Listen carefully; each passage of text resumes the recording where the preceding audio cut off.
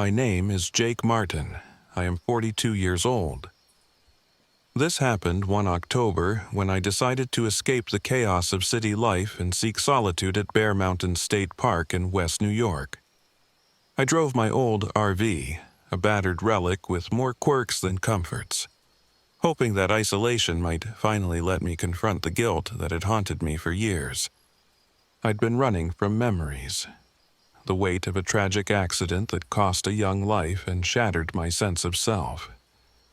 The city had grown too claustrophobic, and I believed that the quiet wilderness could offer me the redemption I so desperately craved.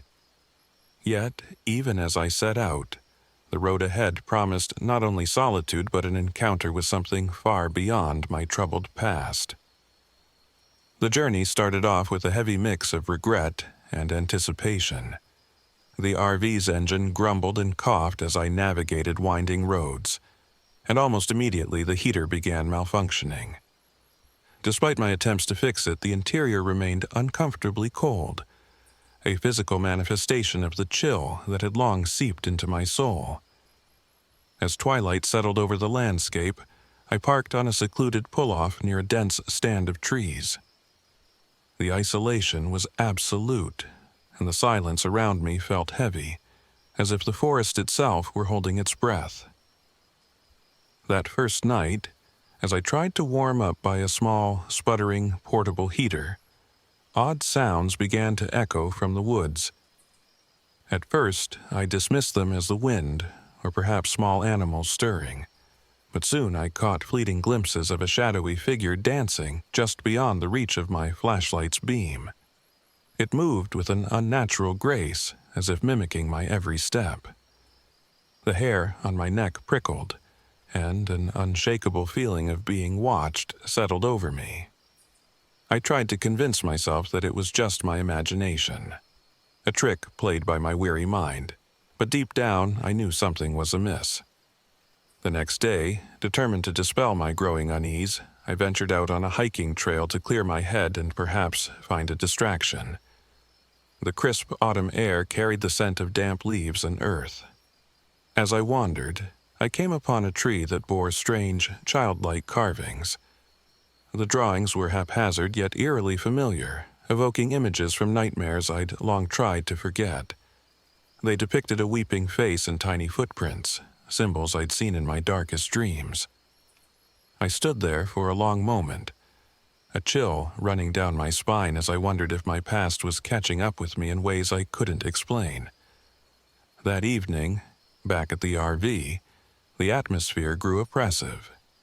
The failing heater and intermittent power outages plunged the cramped interior into bouts of freezing darkness.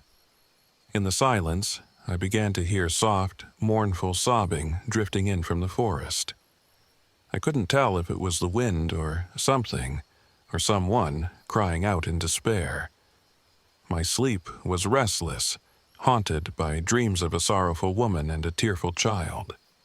In each vision, their eyes seemed to mirror the despair I carried within, and I awoke gasping, drenched in cold sweat. As the nights passed, my solitude in the RV turned into a waking nightmare. I started to experience vivid, disturbing visions, flashbacks of that fateful day when I was partly responsible for a car accident that claimed a young life.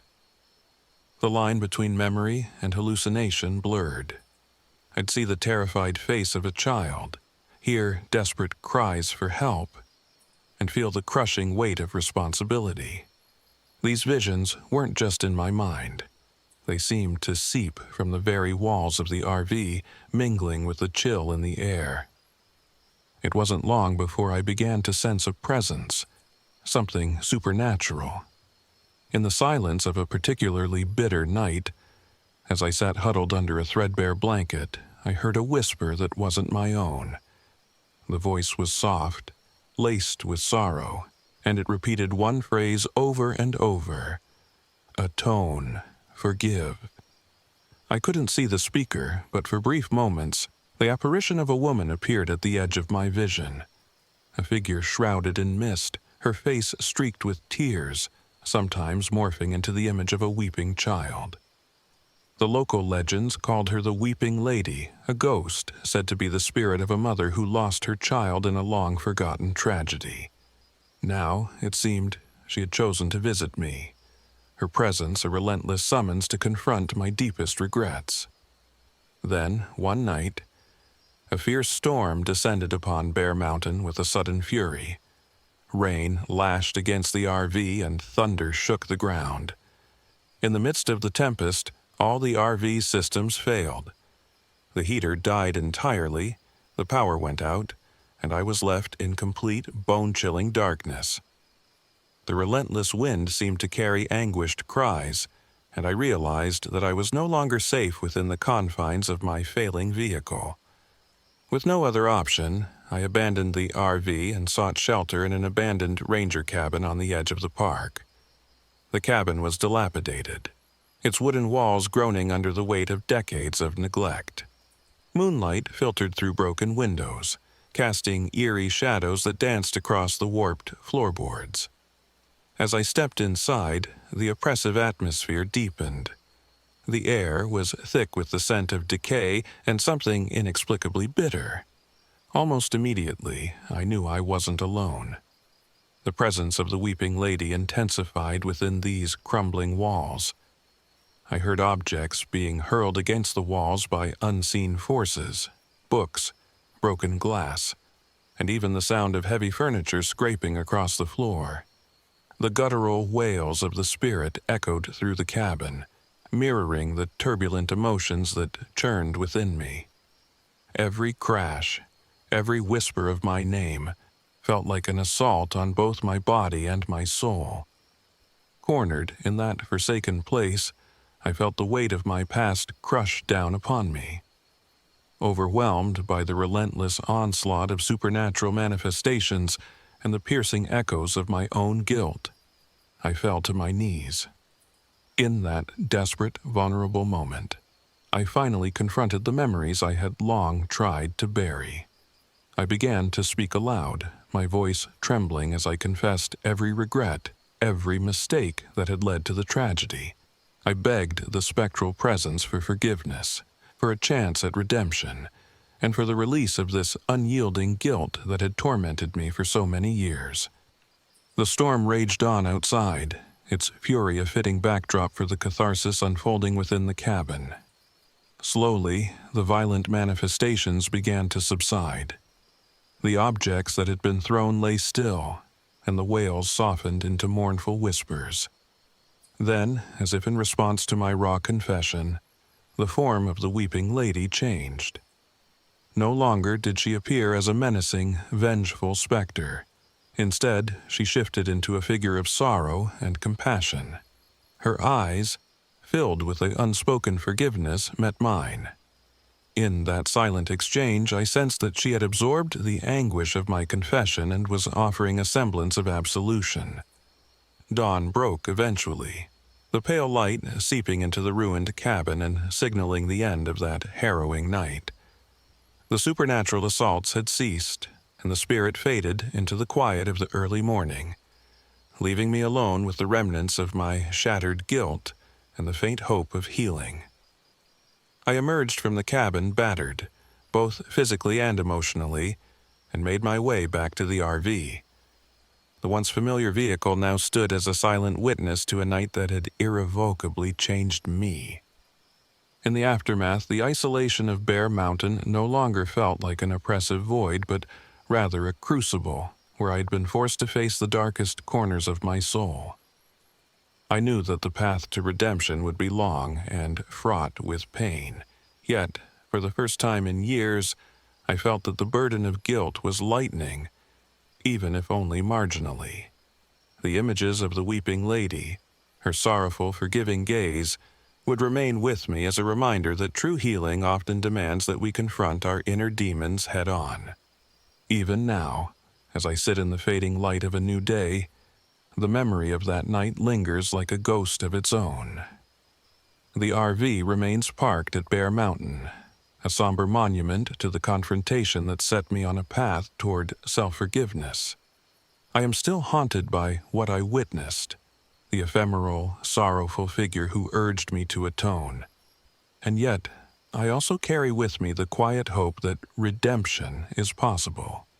In the vast, unyielding silence of nature, I learned that sometimes the most terrifying battles we face are those waged within ourselves, and that only by embracing our darkest truths can we ever hope to emerge into the light.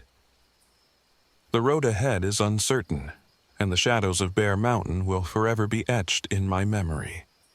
But I now understand that while the past may haunt us, it does not have to define us. The echo of the Weeping Lady's plea continues to remind me that forgiveness is not an end, but a beginning.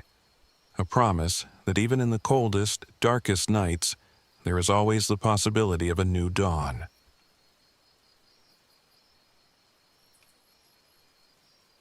My name is Nathan Cole. I am 30 years old. This happened one chilly October when I set out in my aging RV for a week-long investigation into the strange disappearances at Wawayanda State Park, New Jersey. I had always prided myself on my rationality and my knack for uncovering hidden truths, but nothing could have prepared me for the terror that awaited deep in those shadowed woods. The journey began with a sense of determined curiosity.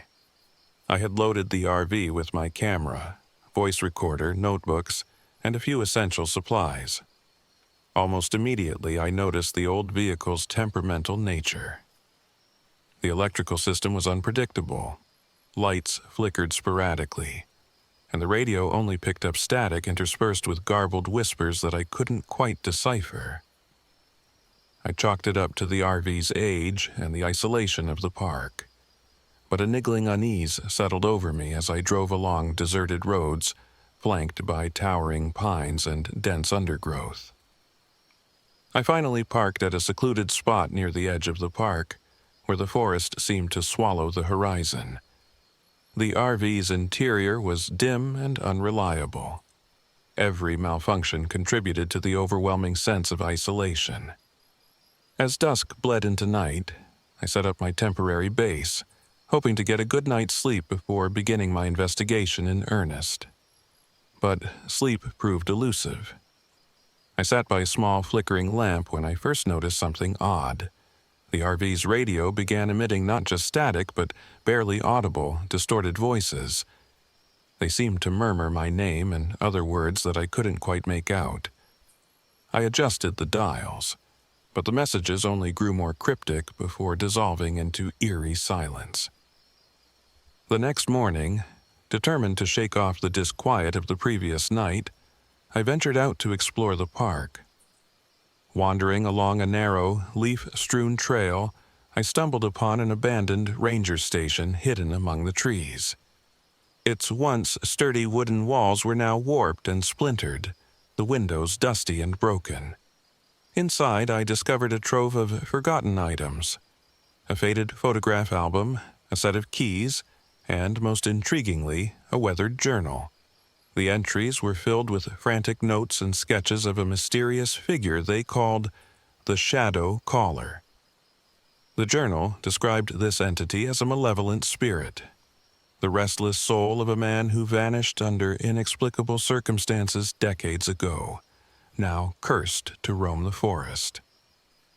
According to the notes, the Shadow Caller was known for manipulating darkness and mimicking voices, luring unsuspecting victims into the abyss of the woods. The journal's cryptic accounts resonated with me, stoking both my professional ambition and a personal, unsettling dread. I copied down passages and took several photographs of the sketches and entries. With my mind buzzing with questions, I left the station and made my way back to the RV. However, the deeper I ventured into the park that day, the more oppressive the atmosphere became. Shadows seemed to cling to the trees, shifting and stretching in unnatural ways, and the faint echoes of disembodied voices, whispers of lost souls, followed me along the path. That night, as I sat in the cramped interior of the RV, the strange phenomena intensified. The lights dimmed unexpectedly, and the radio, now more erratic than before, burst into fragmented messages and static-laden phrases that made my skin crawl. I tried to focus on my notes, but every so often I would catch a glimpse of a dark figure moving just beyond the edge of the beam from my flashlight. At one point, I distinctly heard a familiar voice, one that I hadn't heard in years, calling my name from the darkness outside. The rational part of me insisted it was a trick of the wind, or perhaps a malfunction in my tired mind, but deep down, I felt that something was profoundly wrong. Compelled by a mix of dread and journalistic duty, I decided to follow the clues in the journal. With my flashlight and a portable recorder in hand, I set out along one of the unmarked trails described in the battered pages. The forest closed in around me, the thick canopy blotting out the stars and leaving me in an almost impenetrable darkness. Every step felt heavy, as if the very air was pressing against me, urging me to turn back. But I pressed on, driven by the need to uncover the truth behind the disappearances. As I navigated the twisting path, the environment began to warp. The familiar sounds of nocturnal creatures were replaced by an unsettling silence, broken only by the rustle of leaves and the occasional snap of a twig. Suddenly, I felt a shift in the atmosphere, a heavy, oppressive force that seemed to draw the shadows into a concentrated mass. I could hear my own heartbeat pounding in my ears as a low, almost imperceptible whisper slid through the darkness. Then, without warning, objects around me began to move. A heavy branch crashed to the ground as though thrown by an unseen hand, and I heard deliberate footsteps echoing in the underbrush. Footsteps that did not belong to any animal I knew. My rational mind battled with the mounting evidence of something supernatural. Each step further into the forest deepened my terror, yet I could not abandon the investigation now that I had come so far. I pressed on until I reached a small clearing where the moonlight broke through the canopy in stark silver beams. In the center of the clearing, reality itself seemed to blur. For a brief, horrifying moment, I saw faces, flickering images of people who had disappeared over the years, their eyes hollow and accusing, their silent expressions pleading for release. Then, as quickly as they had appeared, the visions dissolved into the darkness. At that moment, I sensed it, a presence that was more than just the product of my fraying nerves. Emerging slowly from the shadows, the shadow caller revealed itself in a form that defied clear description. It was a shifting mass of darkness, with an almost human silhouette that pulsated with a malevolent energy. Its form was fluid, as if composed of smoke and shadow, yet the eyes that emerged from within were piercing and filled with a cruel intelligence. In a voice that was not entirely its own, it began to taunt me, mimicking the voices of people I had lost, urging me to join them among the vanished. Frozen in terror, I remembered a passage from the journal I had copied earlier. It described an old ritual, a set of words meant to break the hold of such a spirit. My heart hammered in my chest as I fumbled with the pages, the words blurred by my shaking hands. With nothing left to lose, I began to recite the incantation aloud, my voice trembling yet determined. The words echoed through the clearing, intermingling with the rustling of the trees and the relentless sound of my own heartbeat. For a moment, the oppressive force seemed to waver. The shifting mass of darkness faltered, its pulsations becoming erratic as if caught in the grip of my defiant recitation. The malicious whispers subsided into a low hum, and the eyes that had glared at me with unyielding hatred softened into a sorrowful void. But even as the entity's hold weakened, I knew that its malevolent presence was not vanquished. It had merely been repelled, retreating into the depths of the forest with a lingering promise of return. Wounded both physically and emotionally, I staggered back to the RV. Every step felt like a victory over the terror that had nearly consumed me. Yet an unsettling dread lingered in every shadow and every gust of wind. Once inside the RV, I gathered my scattered notes, photographs, and recordings. My investigative instinct had been sated with undeniable proof of something dark and inexplicable. But I was left with a profound uncertainty. Had I truly broken the entity's hold, or had I merely delayed its inevitable return? In the days that followed, I compiled my evidence and attempted to rationalize the experience. The recordings captured faint, distorted phrases that I could not explain, and the photographs showed blurry shapes in the background of the abandoned ranger station that defied any logical explanation. I knew that my story would challenge everything I once believed about the world, blurring the line between investigative truth and supernatural myth. The day I finally left Wawayanda State Park was shrouded in an uneasy calm. I drove the RV along the deserted roads, my mind replaying every moment of that night in the clearing. As the park's boundary receded in the rearview mirror, I tried to convince myself that the terror was confined to those woods. But just as I began to relax, I caught a glimpse in the mirror that froze me in my seat. A dark, shifting silhouette moving independently of my own. It was a subtle, disquieting presence, one that did not match the shape of the RV or my own shadow. My heart pounded as I realized that the shadow caller might have followed me beyond the confines of the forest. I forced myself to focus on the road ahead, but the image of that aberrant shadow haunted me every time I glanced in the mirror. The rational part of me wanted to dismiss it as a trick of the light or a product of my frayed nerves. Yet the memory of the entity's malevolent eyes and the desperate tone of its taunts refused to fade. Now, as I write these words in the relative safety of my apartment, I can still feel the chill of that night seeping into my bones. The evidence of what I encountered lies scattered across my notebooks and digital files, a testament to the fact that some mysteries are not meant to be fully understood. I have come to accept that while I may have escaped the immediate terror of Wawayanda State Park, a part of that darkness has latched onto me, lurking in the corners of my mind, in every whisper of wind and every shifting shadow. My story is one of investigation and survival, of a relentless pursuit of truth that led me to confront something beyond human comprehension.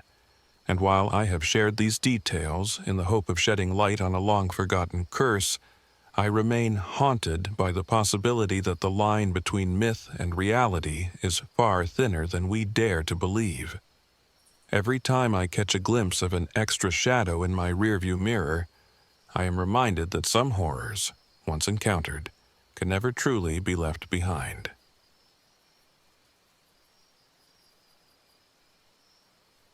My name is Jake. I'm 32, and what happened to me in Allegheny State Park has changed the way I look at everything. It was supposed to be a getaway, a weekend escape with my friends to test the new off-grid RV, to get away from the noise of NYC. We'd been friends for years, Lena, Damon, Marisol, and I, and we needed a break. The isolation sounded perfect. The haunting rumors surrounding Allegheny, we thought they were just those silly local tales. None of us had ever been to this part of New York before. Allegheny's dense forest, its mountainous ridges, muted charm. Everything about it felt vast and uncharted, like we were the only souls for miles around. We'd take some scenic drives, maybe explore a few vintage trails. No cell service, so much the better, we figured. Let the chaos of life stay behind. We arrived under the spreading shadows of late afternoon. The RV purred softly as we parked at a remote, isolated spot, far from the main campground. It seemed perfect, quiet, no signs of life. We set up camp. The RV was fully stocked, with gadgets and gear that should have made our trip a breeze. But within hours of evening, it was clear something wasn't right. I should have known the moment the generator sputtered out. Not a big deal to anyone else, but for me, I couldn't ignore it. It was a new RV after all. I checked with Marisol and Lena. Both of them shrugged at it. The trees are dense here, Lena said. Maybe just some interference. Maybe, yeah, I wanted to believe that. But then the GPS started acting up. It was supposed to be ultra-reliable, yet it flickered out as we wandered a few miles deeper into the woods. The map disappeared off the screen. Frustrating, sure, but no reason to panic. We'd all heard stories. Marisol was the first to mention them.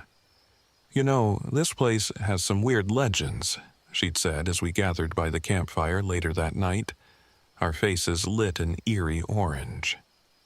Witches and skinwalkers, Damon added dismissively, poking the fire with a stick as if such things weren't worth a second thought. Lena, on the other hand, went quiet. Too quiet for my liking. She had her own interest in folklore, especially the darker side. Her curiosity often went too deep. She stared into the fire, lost in thought. There's something wrong about this place. I was about to ask what she meant when Marisol laughed it off. Come on, you believe in that stuff? I don't know. Lena shifted nervously. It just doesn't feel safe here. There's a presence. When I walked into those woods this morning, I felt it. Something's watching us. We all chuckled, trying to lighten the mood, but that was when the first strange noise hit. It was a soft rustling, something faint amidst the buzzing quiet of the trees. Slightly unnatural, that silence. Too thick, too hanging. It couldn't have been an animal. It was like the land itself was breathing. Did you hear that? Lena's voice trembled as she stiffened, eyes trained on the darkness beyond. We're in a forest, Damon said. It's probably just a raccoon or something. But deep down, I didn't feel so sure. The tension grew as evening turned into night. The campfire flickered, sending haunting shadows stretching across the clearing. The air was thick and still, like it was holding its breath. I heard it again, a soft wail carried by the wind. Low, drawn out, a mourning, almost human. My heart skipped. Lena's face had gone pale. That's not right. Without thinking, I grabbed Jasper, my trusty dog, to go investigate. I needed to know what was happening. We ventured into the woods, the wail growing louder with each step. The air, heavy with moisture, brushed against my skin like a warning. Every snap of a twig under my boot sent a wave of tension through my spine. After a few minutes, we came upon the clearing. There, in the eerie moonlight, I saw her. A woman, no, a figure, draped in a torn, blood-stained white dress, her face obscured by matted hair. She moved like a ghost, twisting and jerking unnaturally. Her limbs were too long, too broken. She swayed like the wind itself, her movements a nightmare version of human motion. Even now, I still can't shake the memory of those eyes. Hollow, black, soulless eyes that pierced me. Before I could even process it, something grabbed me from behind. It wasn't Lena or Jasper. It was asterisk, something else asterisk. Something unnatural. I spun toward it, but all I saw was darkness. I ran, flight instinct, as fast as I could, back to the RV, fumbling with the door as I nearly tripped over my own feet. At some point, I heard Jasper barking in the distance. The others stared at me when I rushed inside, breathless and wide-eyed. But as I glanced at Lena, I saw that light in her eyes. She knew what we were dealing with before I even said a word. She had felt it, too. I told you, she whispered, fear tightening her voice. And that, my friends, was only the beginning. Hours later, as we sat inside, huddled together in the RV, things only got worse.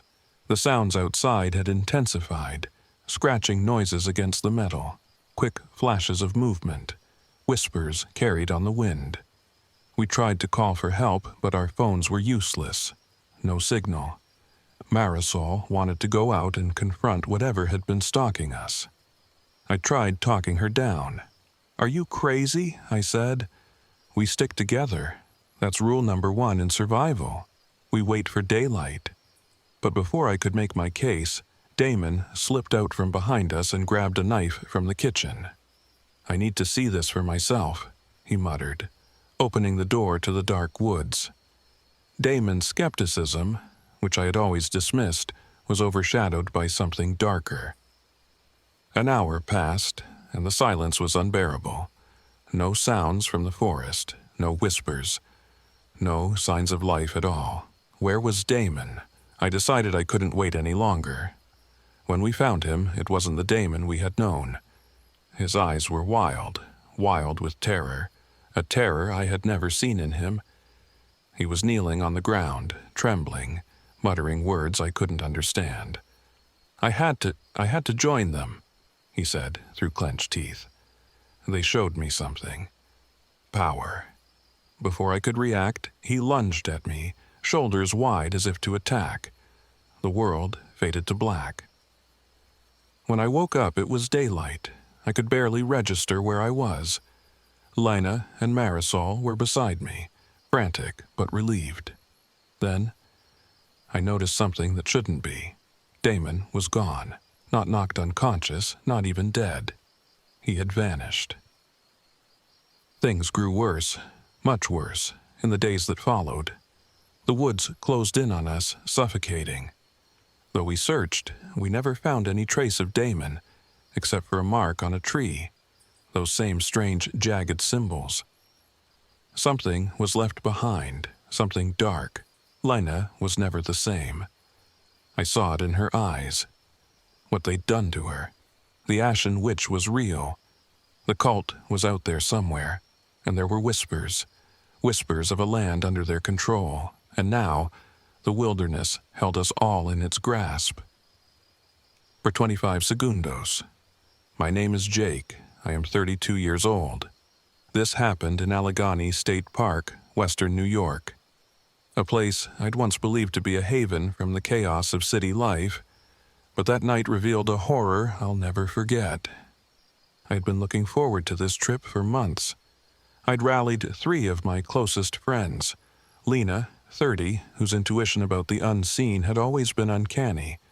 Damon, 33, a sharp-witted skeptic whose cynicism masked his inner turmoil.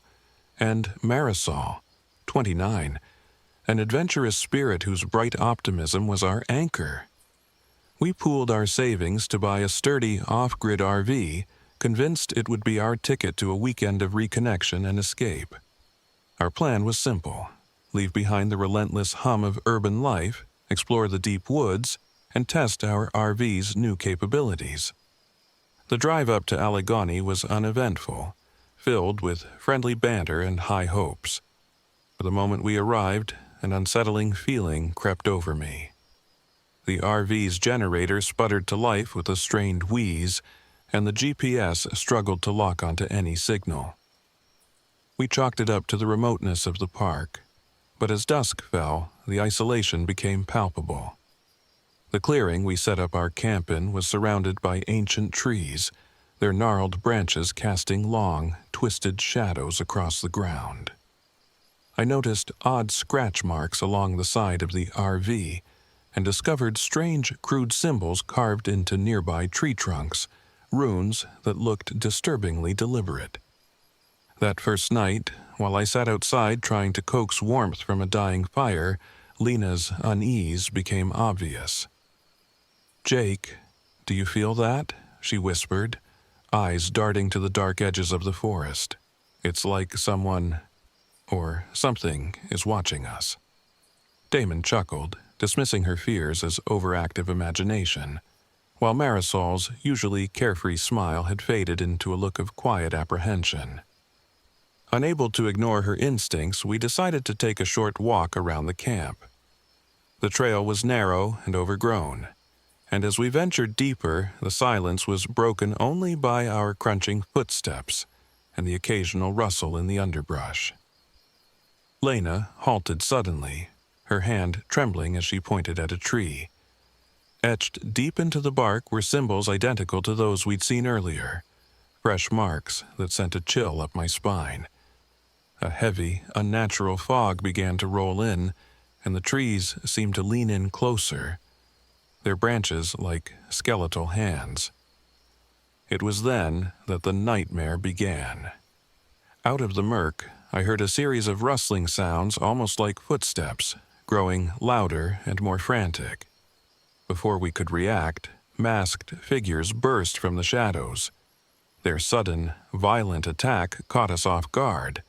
I swung my arm in desperate defense as one of the attackers lunged at Marisol, his eyes glinting with a fanatic's fervor. In the chaos, I caught sight of Damon. His expression, normally sardonic and composed, had turned strangely vacant.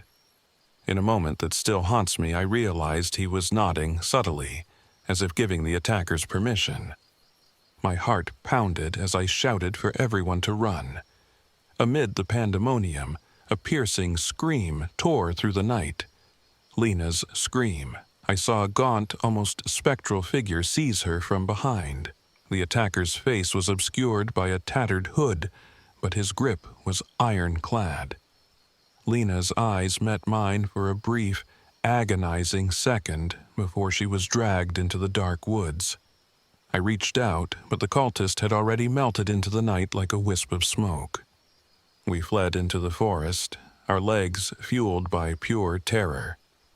The RV, our supposed sanctuary, was left behind, its broken generator and useless GPS a testament to our ruined plans. Marisol and I managed to find a small copse of trees where we could hide for a moment, the echo of Lena's cries still ringing in my ears. The weight of responsibility crashed down on me.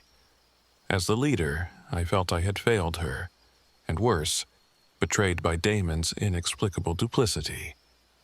Once the immediate danger subsided, Marisol and I huddled together, our breaths ragged in the cold night air. We knew we couldn't just wait for rescue. The local authorities were notoriously slow and, frankly, unhelpful in these remote parts. Determined to save Lena, we gathered what little supplies we could salvage: a flickering flashlight, a rusted knife, and a worn map of the park. With no other option, we embarked on a desperate search for the cult responsible for this horror. Following the faint, rhythmic sound of chanting that seemed to emanate from deeper within the forest, we trekked through underbrush and along forgotten trails. The chanting grew louder, intermingled with the occasional clatter of chains and the anguished moans of someone in torment. It led us to a dilapidated cabin, hidden by thick vines and shadowed by towering pines. The air around it was heavy with decay and burnt incense, a sickly mix that made my stomach churn. Inside the cabin, the scene was worse than I could have imagined. In a grim, dimly lit room, I found a makeshift altar stained with what appeared to be blood.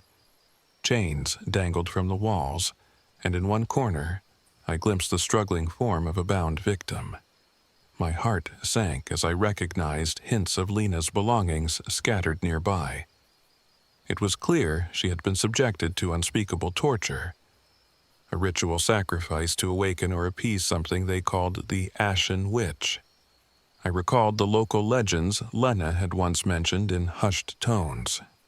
The Ashen Witch, a spectral entity with ashen skin and glowing eyes, was said to be neither entirely human nor demonic, a cursed spirit bound to these woods by ancient rituals. The cult, a band of deranged individuals who practiced brutal, cannibalistic rites, revered her as both a deity and a harbinger of doom.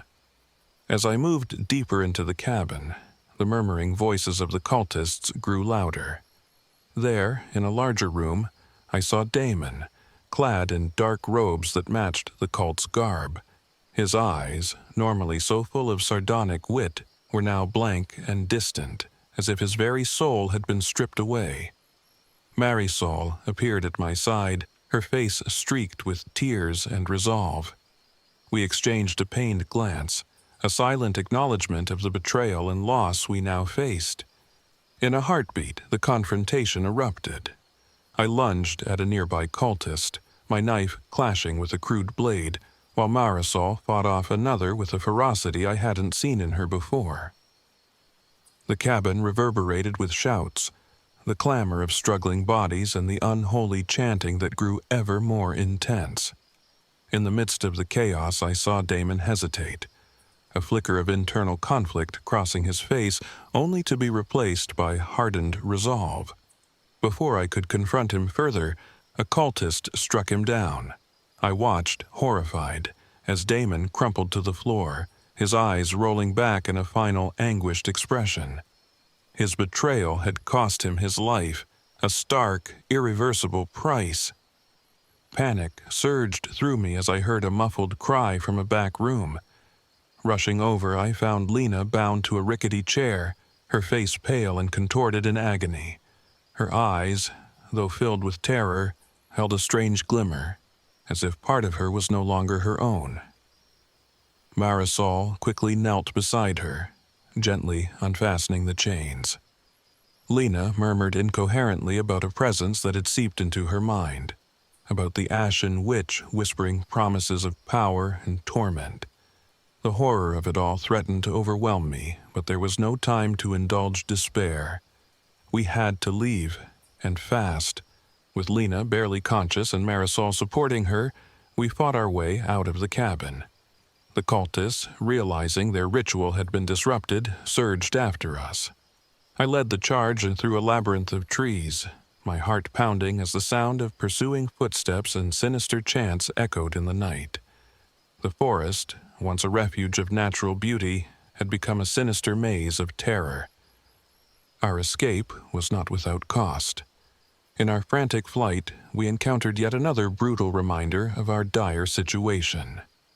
A group of cultists ambushed us near a narrow, overgrown trail. In the ensuing melee, Marisol was grazed by a vicious blow that left a deep, bleeding gash along her arm. I fought with every ounce of strength, desperation fueling my actions. The confrontation was violent, raw, and chaotic, each moment a fight for survival against a relentless enemy. By the time we managed to break through the last barrier of undergrowth and reach a small, overgrown clearing, the cultists had dispersed into the shadows. We collapsed together on the damp ground, battered and breathing hard, the forest around us eerily silent except for our ragged breaths. The RV was a distant memory now, a shattered promise of escape. In that moment, isolation was absolute. Over the following days, we wandered through the dense woods with no clear path back to civilization. Our equipment was in ruins, and the local authorities, when we finally managed to contact them from a forgotten landline at a nearby ranger station, dismissed our harrowing tale as the ramblings of traumatized survivors. The legends of the Ashen Witch, once relegated to ghost stories, were now horrifyingly real. Lena's condition worsened. Though physically free, she was haunted by visions and eerie whispers that seemed to follow her every step.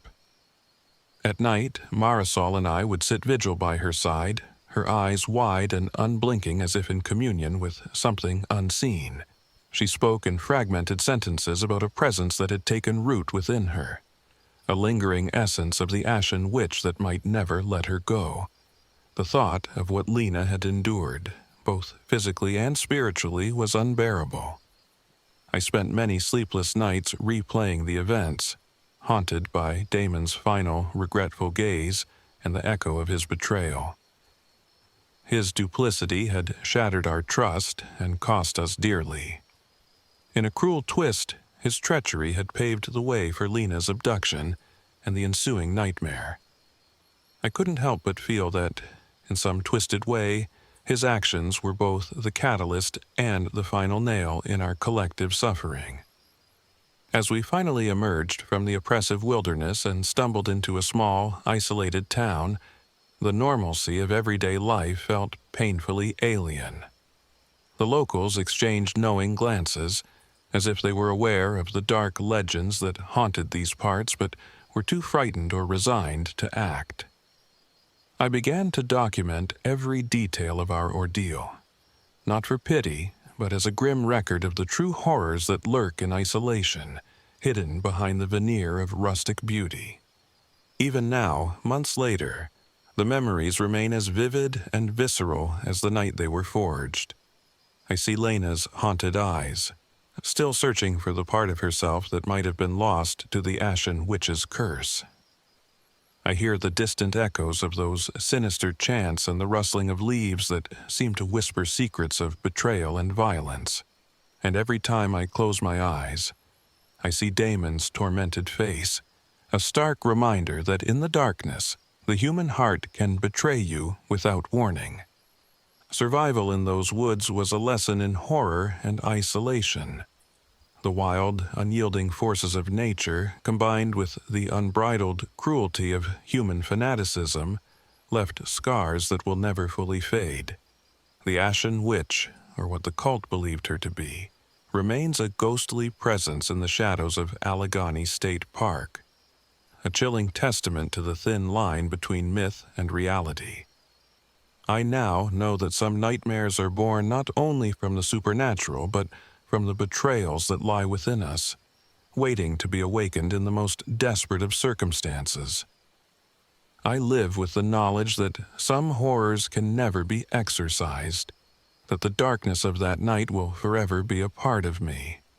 And while I strive to rebuild my life, the forest calls to me in dreams, its silent, accusing presence a reminder of the night when isolation and betrayal converged into a nightmare I can neither forget nor fully escape.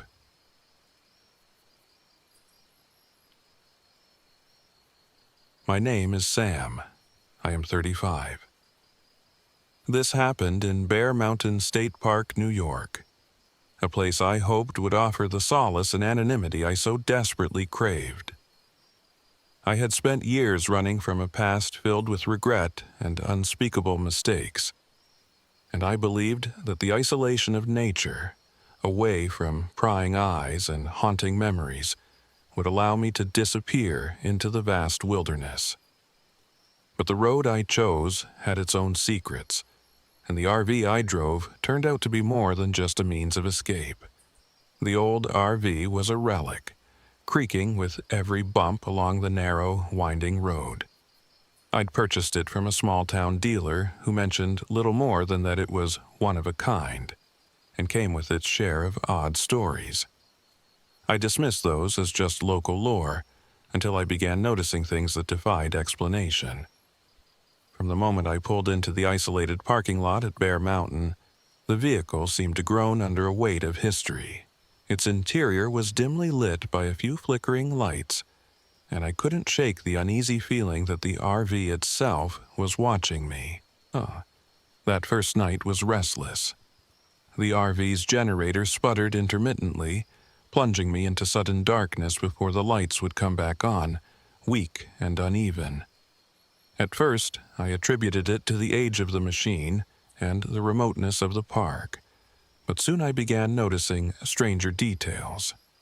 I found deep, deliberate scratches along the exterior, and on one of the cracked windows, something was scrawled in a hurried, almost desperate hand. "Remember who you are." I couldn't tell if it was a warning or a plea. I pocketed the note, my mind racing with possibilities, though I couldn't recall having seen anyone around who might have left it. As midnight deepened, an oppressive silence settled over the RV, punctuated only by the occasional creak of metal and the whisper of wind through the trees. I decided to check the old radio, hoping for a distraction from the creeping unease.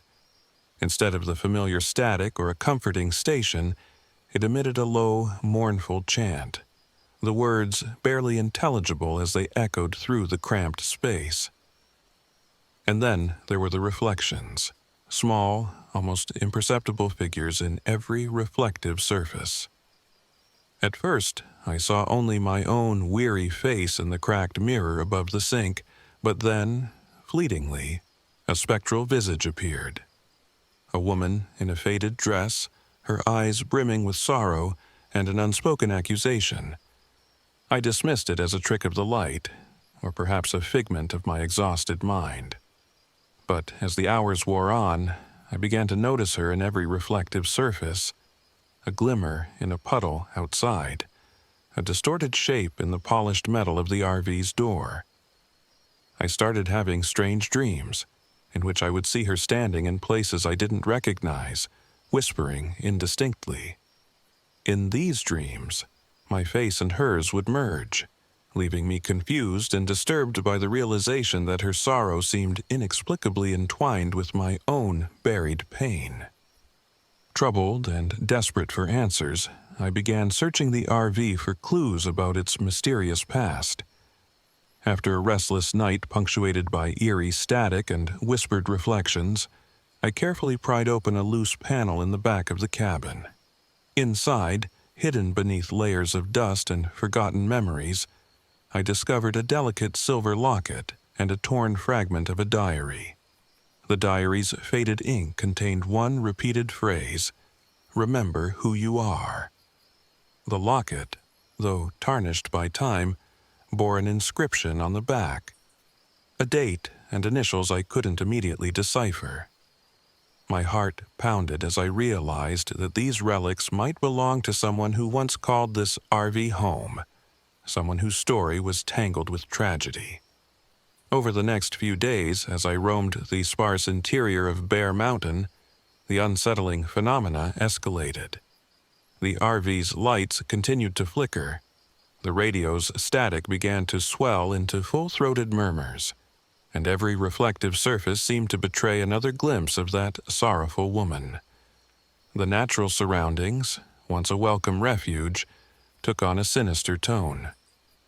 Whispering winds rustled the leaves with voices that sounded like lost souls, and the dark, mirror-like surface of a nearby pond reflected images that were disturbingly distorted, images that hinted at a past I could no longer ignore. I began to suffer from disconcerting gaps in my memory. There were moments when I'd catch myself standing somewhere, only to have no recollection of how I got there. At night, I would awaken drenched in sweat, my dreams haunted by blurred images of a car crash, the sound of screeching tires, and the anguished cries of someone I couldn't quite place. It was as though my past was clawing its way back into my consciousness, merging with the eerie history of the RV and the spectral woman who haunted every reflective surface. Compelled by a growing need for truth, I decided to follow the strange pull that led me away from the RV one moonless night. I drove, almost mechanically, deeper into the forest until I arrived at a secluded clearing beside a dark, still lake. The water was unnaturally smooth, reflecting the starless sky and the twisted silhouettes of ancient trees. I felt an inexplicable compulsion to approach the edge of the lake, my heart pounding as if warning me of an unseen danger. There, bathed in the pallid glow of an unseen moon, she appeared fully. The spectral woman, clad in a faded dress that fluttered as if caught in an eternal breeze, stood on the shore.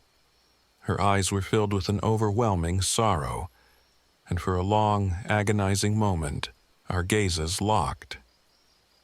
I felt as though she was not merely a ghost, but a mirror, a reflection of the darkness I had long tried to bury within myself. In that heart-stopping instant, the world around me dissolved into a nightmarish vision. I was forced to relive a memory I had buried deep beneath layers of denial. The tragic night when I had been complicit in an accident that claimed an innocent life. I remembered driving home under the heavy shroud of despair, my mind numb and unresponsive. In a split second of inattention, my car had struck a pedestrian, a young woman whose life was snuffed out in an instant. I had tried to justify it to myself, to bury the guilt beneath the monotony of everyday existence.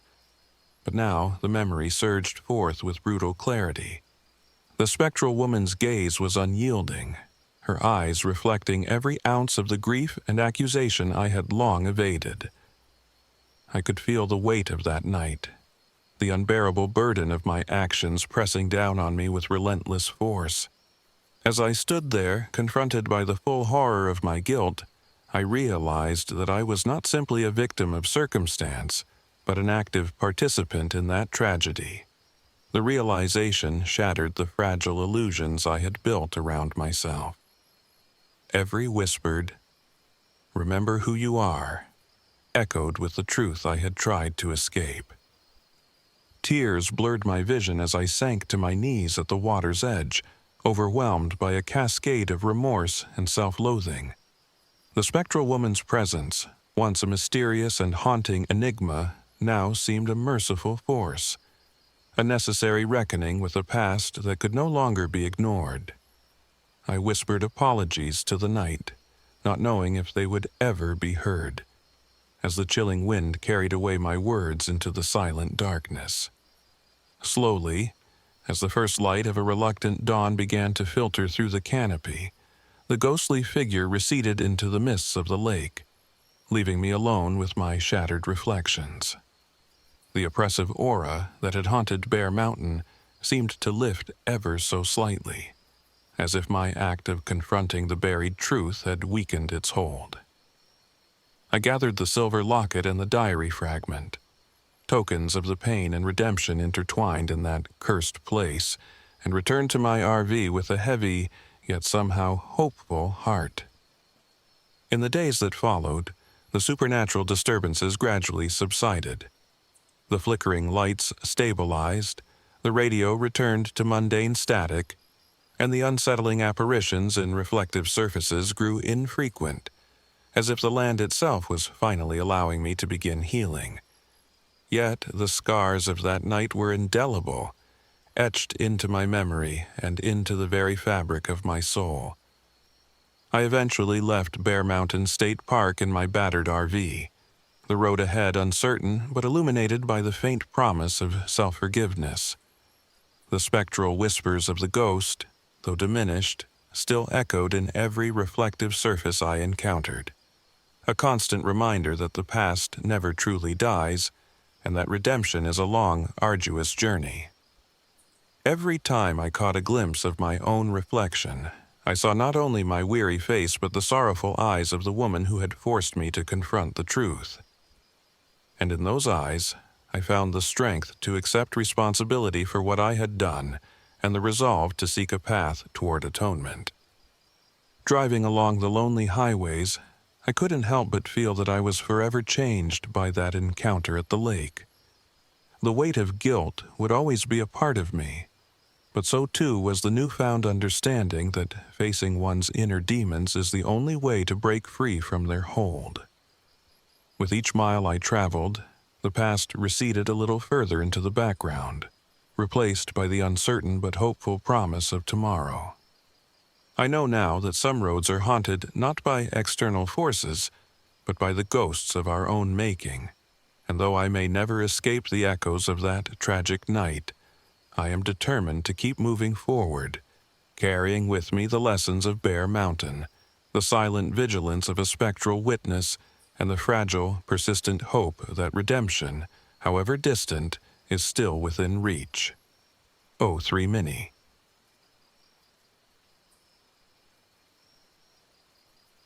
My name is Jake. I am 35 years old. This happened one frosty October, when I decided to escape the chaos of city life with a small group of friends, hoping for a weekend of reconnection and adventure in the heart of the Ramapo mountain reservation. I've always prided myself on being practical and resourceful. As the owner and driver of an aging RV, its dashboard adorned with flickering gauges and a GPS that had seen better days, I felt responsible for keeping everyone safe. But I had no idea that the deep, foreboding woods of northern New Jersey would force us into a nightmare far beyond any urban worry. I set out with 4 companions. Samantha, whose creative and intuitive nature bordered on the superstitious, had spent countless hours poring over local legends and folktales about the area. She was convinced that these ancient woods held secrets best left undisturbed. Derek, ever the charismatic risk-taker, thrived on pushing limits, and his impulsive energy often clashed with the caution many of us tried to maintain. Lydia was the quiet observer of the group, empathetic, with a hidden pain in her eyes that hinted at past traumas, and somehow her silence spoke volumes. And then there was Ethan, whose mysterious demeanor and unpredictable past made him a wild card. His reticence masked secrets that, in hindsight, should have been our first warning. We were headed toward a secluded clearing near an old, disused ranger station, a spot rumored among local residents for its eerie history and the lingering presence of unspeakable things. The plan was simple: park the RV, set up camp, and enjoy a weekend away from the pressures of modern life. But the RV itself was a constant reminder of our vulnerability. The equipment was barely holding up. Our GPS began glitching almost immediately, and the radio sputtered in and out, leaving us isolated from any outside reassurance. Our journey took us along narrow, winding roads until we reached the fringes of the reservation. As dusk fell, Samantha's excitement grew while Derek cracked jokes about the old ghost stories the locals loved to spread. I couldn't shake the feeling of foreboding, though I attributed it to the RV's creaks and groans echoing in the still night air. The first sign that something wasn't right came when our GPS suddenly failed, forcing us off the main road. We found ourselves on a narrow, gravelly path surrounded by towering, ancient trees. Samantha's eyes widened as she pointed out strange arcane symbols carved deeply into the bark of several trees. "These aren't random," she whispered, her voice trembling with both fear and fascination. "They're like warnings, or marks." I tried to dismiss her concerns. "It's just local art, or maybe some prank," I told her, though I wasn't entirely convinced myself. But as night deepened, the forest seemed to grow unnaturally still, a silence so heavy that every rustle and snap of a twig sounded like a shout. Then, from the edge of the tree line, a shifting figure emerged. At first, it was only a shadow, but as it drew closer I could make out a form that was both human and not. Its eyes glinted with a malevolent intelligence, and for a fleeting moment, it mimicked the voice of someone I had once known. A voice filled with sorrow and warning. My heart pounded as I realized we were not alone. This was the creature of local lore, known by the whispered name the Hollow One. Locals said it was a shapeshifter, a being that preyed on lost souls and thrived on fear. And now it was watching us with a hungry intent. The ensuing hours were a blur of mounting tension and fear. The RV's lights flickered sporadically, as if struggling against the encroaching darkness. We huddled together, debating our next move. Samantha insisted that the symbols and the creature's presence were tied to an ancient curse on these woods. Derek, never one to be easily frightened, urged us to press on and find shelter at the abandoned ranger station we had heard about. But even his bravado faltered as eerie, half-heard chants began to echo through the trees, a low, guttural murmur that set our nerves on edge. Then came the ambush. Out of the dark, a ragged group of individuals emerged from behind the trees. Their clothing was tattered, and their eyes held a crazed gleam as they advanced on our RV. I quickly realized that these were not mere wanderers. They were members of a clandestine cult rumored to be involved in cannibalistic rituals. The attackers were vicious and unrelenting. Amid the chaos, Ethan, who had remained silent through most of our journey, vanished in the melee. One moment he was with us, and the next he was dragged away by the cultists into the dense underbrush. The assault was violent. I could hear Samantha's screams and Derek's shouts as the attackers ransacked the area. The RV's door was forced open, and in the ensuing struggle, our unreliable equipment failed us completely. The creature, the Hollow One, appeared again, its form shifting and merging with the darkness, as if feeding off the pandemonium. Its presence, like a sinister whisper, instilled a sense of dread that made every heartbeat feel like a drum of impending doom. In the midst of the turmoil, I managed to rally the remaining members. Lydia, her eyes wide with terror yet resolute, urged us to move. "We need to get to the ranger station," she said in a strained whisper. "It's our only chance." Reluctantly, we gathered what little we had, our scattered camping gear, a battered first aid kit, and a few meager supplies, and set off on foot through the labyrinth of trees. The forest became a twisted maze of uncertainty. Every snap of a branch and every rustle in the undergrowth felt like a prelude to further violence. We navigated by the dim light of our flashlights and the feeble glow of the RV's remaining battery. Our group's tension was palpable. Derek's earlier humor was long gone, replaced by a raw, palpable fear. Samantha clutched her small notebook filled with local lore, her eyes darting nervously at every shadow. Lydia's quiet determination was our anchor, though I could sense her inner torment rising with every step. And then there was Ethan, now missing, his absence a gaping wound in our collective resolve. As we pushed deeper into the forest, the atmosphere grew even more oppressive. We soon encountered fresh signs of the cult's presence. Crude totems fashioned from bones and twisted branches, and more of those foreboding symbols carved into trees in places that seemed almost ritualistic.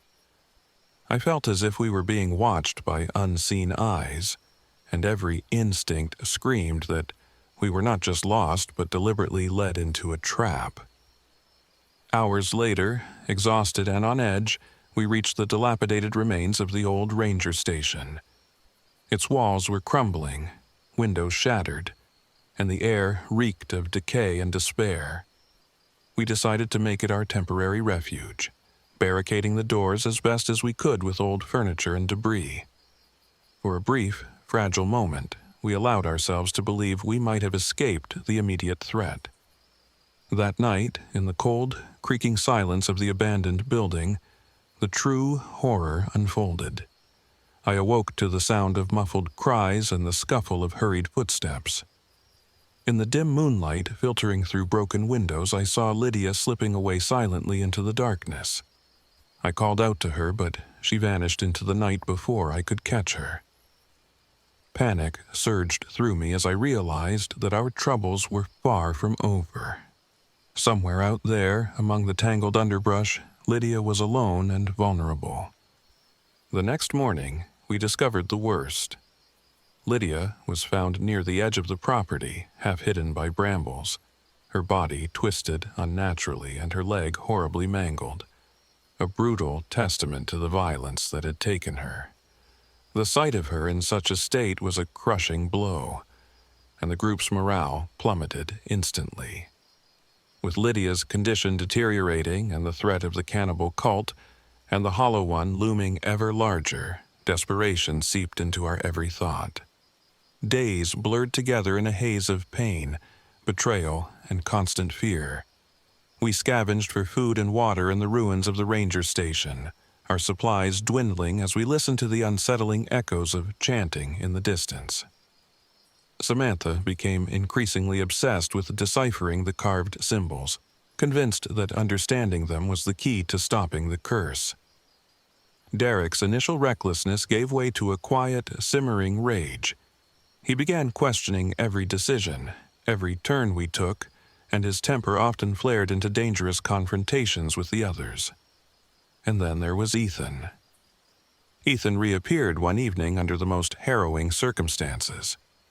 We found him stumbling towards our makeshift shelter, his clothes torn, his face marked by deep, inexplicable gashes, and his eyes reflecting something inhuman, something that was not entirely his own. When he tried to explain what had happened, his words were muddled and laced with terror. They took me, the cult, and then something changed, he croaked, his voice breaking into eerie, half-formed sentences. I could see the fear in his eyes, but there was also a glint of something else, an unsettling hint of betrayal. As the days passed, Ethan's behavior grew increasingly erratic. Whispers among us began to spread that perhaps he wasn't entirely himself, that the entity known as the Hollow One might have marked him. Samantha's research into local folklore only deepened these suspicions. I felt torn between the need to trust an old friend and the growing evidence that he might be a pawn of a force we barely understood. Our unity fractured under the weight of this uncertainty, and every decision became a battlefield of conflicting loyalties. The situation reached its boiling point one stormy night. Rain lashed the crumbling walls of the ranger station, and the sound of thunder masked the agonized cries of someone or something outside. In the chaos, the cannibal cult struck again. They breached our meager defenses with brutal force, and in the ensuing melee, Ethan disappeared for a moment. When he reappeared, his eyes were no longer his own. They burned with a cold, detached malice. In a single, heart-wrenching moment of betrayal, he turned on us, his actions swift and merciless. Amid shouts and the clash of desperate struggle, Derek was severely wounded while trying to fend off the attackers, and the chaos allowed Ethan to slip away into the darkness once more. This time, leaving behind not just confusion, but a palpable sense of betrayal. In the aftermath, as the rain subsided and the night's terror gave way to a grim dawn, I gathered the remaining survivors. We were a broken group. Samantha, whose eyes now held both knowledge and sorrow. Derek, pale and in pain, yet clinging to life with a fierce determination. Lydia, whose condition had worsened to the point where we feared she might never walk again, and me, burdened by guilt and the heavy realization that our journey had turned into a struggle against both external horrors and the darkness within our own souls. Desperation and anger coalesced into a plan. We needed to escape this cursed place, and fast. With the cult still lurking in the woods and the Hollow One's presence ever looming, we resolved to make a run for it at first light. Every step out of that abandoned ranger station felt like a step into the unknown, with the constant threat that one of us might be taken, tortured, or killed. We moved cautiously through the forest, following a barely discernible trail that Samantha insisted was hinted at by the symbols on the trees. The atmosphere was suffused with dread. Every rustle of leaves seemed to signal the approach of something malevolent. Our group's trust, already fractured by Ethan's inexplicable behavior, now teetered on the edge of collapse. I could feel the weight of betrayal in every whispered conversation and every suspicious glance. Yet, survival demanded that we band together, even if it was only for the moment. The trek was grueling. The forest, once a realm of adventure, now revealed its true nature, a labyrinth of treacherous terrain and hidden snares. At one point, we were ambushed again by cult members. In the ensuing struggle, I managed to hold them off long enough for Derek to pull me back into the safety of a thicket. In the scuffle, I witnessed one cultist snatch Ethan from behind. I screamed his name, but the man vanished into the underbrush, leaving behind only the echo of his anguished cries. The second kidnapping shattered what little hope we had left. Ethan's fate now hung in the balance, and the possibility that he had been irrevocably changed by his encounter with the Hollow One gnawed at us all. As night fell on what might have been our final day of escape, we stumbled upon a narrow clearing that led to a forgotten logging road. The rain had washed away much of the forest's grime, revealing a bleak, muddy path that promised a way out. With nowhere else to turn, we pressed on, our steps heavy with exhaustion and despair. Every so often I glanced over my shoulder, half expecting to see a pair of burning eyes or a silhouette slipping silently through the trees. I can still recall the feeling of absolute isolation, of being completely alone in a vast, indifferent wilderness that cared nothing for our struggles. In that moment, with the specter of the Hollow One looming and the scars of betrayal raw in my heart, I realized that our fight was not just against an ancient, malevolent force or a brutal cult. It was a battle against the very nature of fear and the fragility of trust among those who once called themselves friends. Eventually, after what felt like an eternity, we reached the main road. The sight of a distant vehicle gave us hope, a glimmer that perhaps civilization had not entirely abandoned us. But even as we flagged down a passing car for help, the nightmare of those woods clung to us like a second skin. I watched the faces of Samantha, Derek, and a now crippled Lydia, each marked by the horrors we had endured, and I wondered if the true terror lay not in the supernatural or the savagery of the cult, but in the betrayal that had torn us apart. I still don't know what became of Ethan. His disappearance, his return, and his subsequent betrayal left an indelible scar on all of us. Some say that night in the woods, when the Hollow One claimed him, he became more than human, a vessel for an ancient, vengeful spirit that now roams those cursed trails. Others insist that he simply lost himself in the darkness.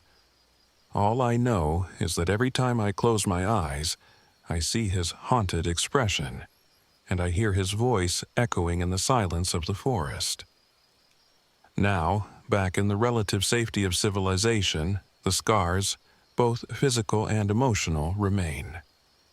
Lydia's injury has left her forever changed, a constant reminder of that fateful night. Samantha continues to search for answers in dusty tomes and faded legends, desperate to understand the forces we encountered. Derek, though physically recovering, carries with him a quiet rage and a distrust of any shadow.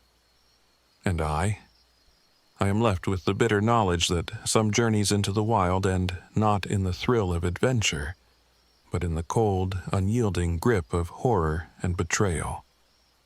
In the aftermath, as I piece together the fragments of that night in my journal, I am haunted by the realization that the woods still hold secrets, and that some nightmares refuse to die, even when the daylight comes.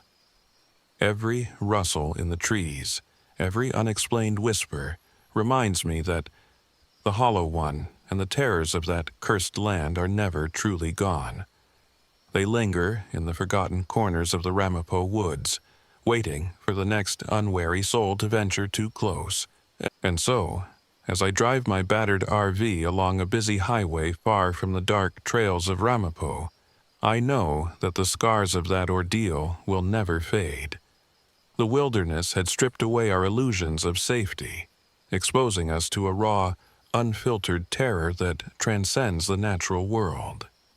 In the end, we learned that survival isn't just about battling external monsters, but also about confronting the darkness within ourselves, and the betrayals that can tear a group apart in the blink of an eye. This is my story, a tale of isolation, survival, and the monstrous secrets that lie hidden in the depths of New Jersey's wilderness. It is a reminder that sometimes the most dangerous predators are not the ones that lurk in the shadows, but the ones we unknowingly welcome into our midst.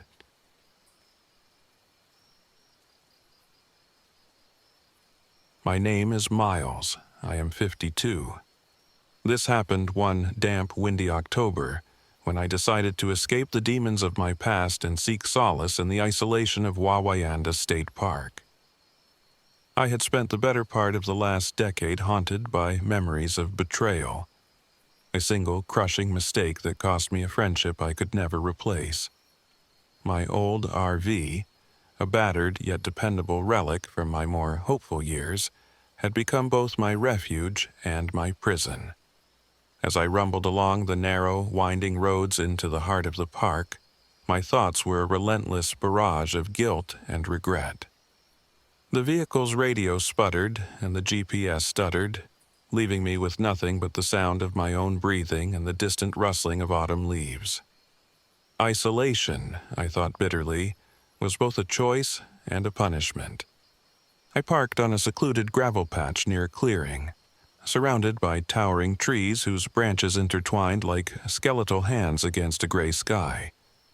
The park ranger, a cautious man with worry etched into his weathered face, had warned me earlier that day, "Some parts of these woods hold echoes of the past, and sometimes they speak." I had dismissed his words as the ramblings of someone who'd spent too long listening to ghost stories. But as dusk crept in and the air grew thick with a foreboding chill, I couldn't help but wonder if there was more truth in his tone than I cared to admit. That first night, as I set up a modest camp beside the RV, the silence was shattered by distant, anguished wails. I sat by a small, crackling fire, journal in hand, trying to calm my nerves. The sound was mournful and unearthly, as if the forest itself were grieving. As I squinted into the shadows, a figure began to take shape. A woman, her form draped in tattered garments, her eyes deep pools of sorrow. I could only describe her as the mourner, a spectral presence whose appearance seemed to bleed grief into the cold night. I watched, transfixed and terrified, as she glided between the trees, her silent lament resonating with the guilt that churned in my own heart. Over the next few days, I found unsettling evidence that I wasn't alone. Along the winding trails near my campsite, I discovered markings carved into the bark of ancient oaks, symbols that looked eerily like the twisted script of some long-forgotten language. I documented every detail in my journal, the scratch of my pen a desperate attempt to make sense of the inexplicable. The mourner's appearances became more frequent, her soft wails a constant reminder that the forest was alive with secrets. Every time I caught a glimpse of her, I felt as though she were urging me to confront the sins I had long tried to bury. Then, on the third day, as I was venturing along a secluded trail to gather firewood, I encountered a figure from my past, Caleb.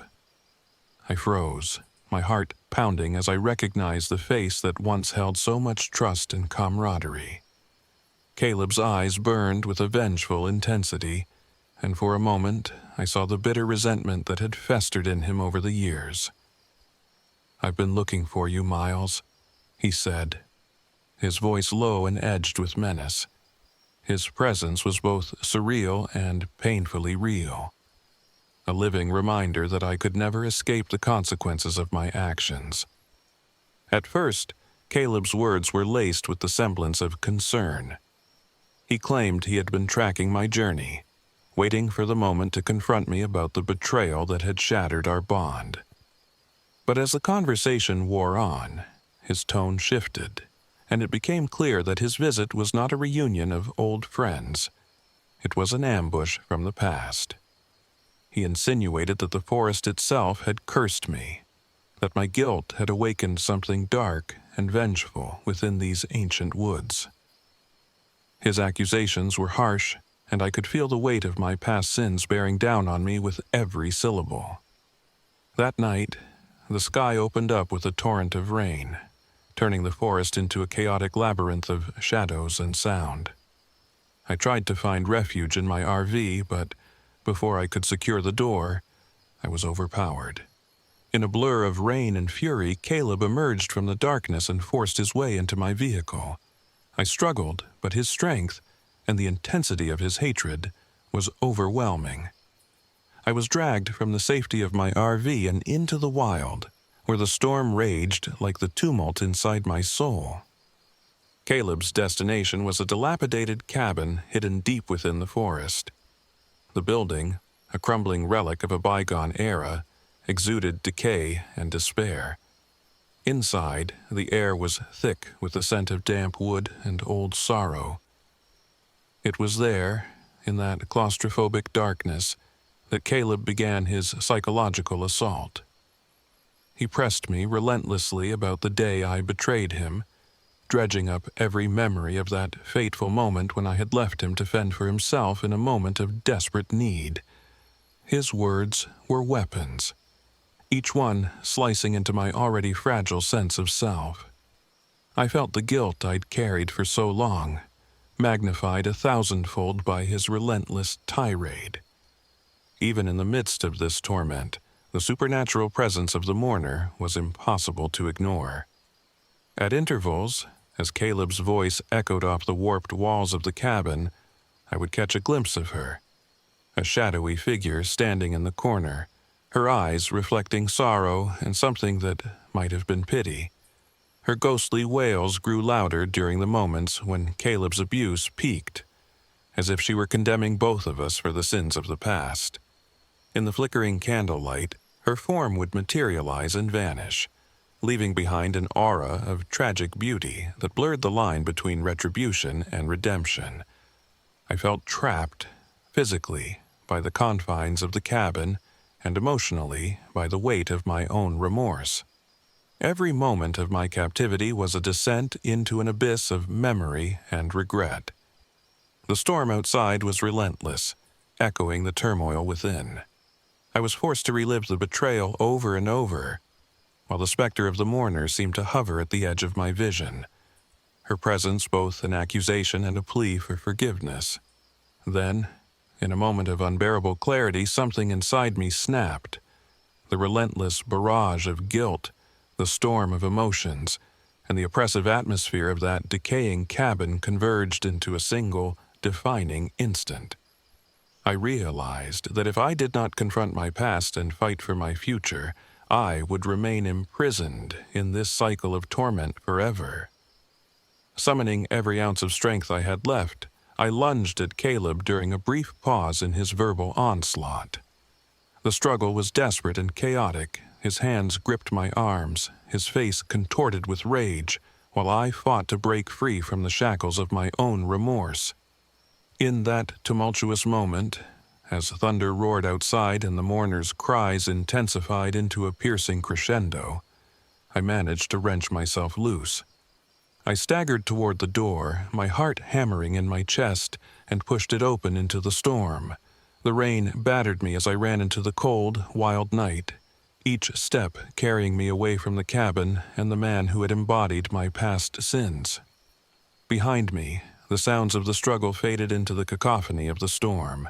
Caleb's shouts, the relentless pounding of rain, and the unyielding wails of that spectral figure. I ran blindly through the forest, the darkness and the deluge merging into a disorienting blur. I didn't stop until the oppressive weight of the woods gave way to a narrow, muddy trail that I recognized as a logging road. The storm, though still fierce, began to lose its fury as if the forest itself were exhaling in relief. Exhausted and shivering, I finally found my way back to the relative safety of my RV. Inside that battered vehicle, I collapsed onto the worn leather seat, drenched and trembling. The silence that followed was heavy with the echoes of the night's horrors. I fumbled for my journal, the pages already stained with rain and sweat, and began to record every detail. My hand shook as I wrote, each word a testament to the torment I had endured. I wondered if the spectral presence of the mourner had been a product of my own guilt, a ghost conjured by a tortured mind, or if she was a genuine echo of the forest's ancient sorrow. The line between reality and the supernatural had blurred, leaving me uncertain of which was the true curse. In the days that followed, I gathered what strength I had left to make my way out of Wawayanda. The forest was quieter now, as if exhausted by its own grief, yet the memories of that stormy night and the relentless haunting would not fade. I drove slowly along the logging road, the wails of the mourner lingering in the recesses of my mind. A constant reminder that some ghosts, whether of the past or the forest, are never truly laid to rest. I left Wawayanda with scars that ran deeper than any wound could show. The encounter with Caleb had forced me to confront the darkest parts of myself, and the mourner's spectral presence had made it impossible to ignore the legacy of guilt that I carried. Even as I merged back into the world of noise and neon, the echo of that cursed forest followed me, a reminder that redemption is a long and painful road, and that sometimes the past is a shadow that never fully disappears. Now, as I sit in the quiet of my modest apartment, the memory of that haunted weekend lingers like a half-remembered dream. I often wonder if I truly escaped, or if the ghosts of Wawayanda will one day catch up to me. My journal, filled with the desperate scribblings of those dark days, remains my only tangible reminder of the storm, the literal and metaphorical tempest that reshaped my life. And sometimes late at night when the world is silent and the memories are loud, I swear I can still hear the mournful wails of the mourner echoing in the recesses of my mind. This is my story, a tale of isolation, of a journey into the heart of regret, and of the thin, often blurred line between the supernatural and the tortured echoes of a guilty soul. The forest may have been the stage for my torment, but it was my own past that brought the real horror, and as I continue to seek some form of redemption, I know that the ghosts of Wawayanda, both human and spectral, will forever be a part of who I am.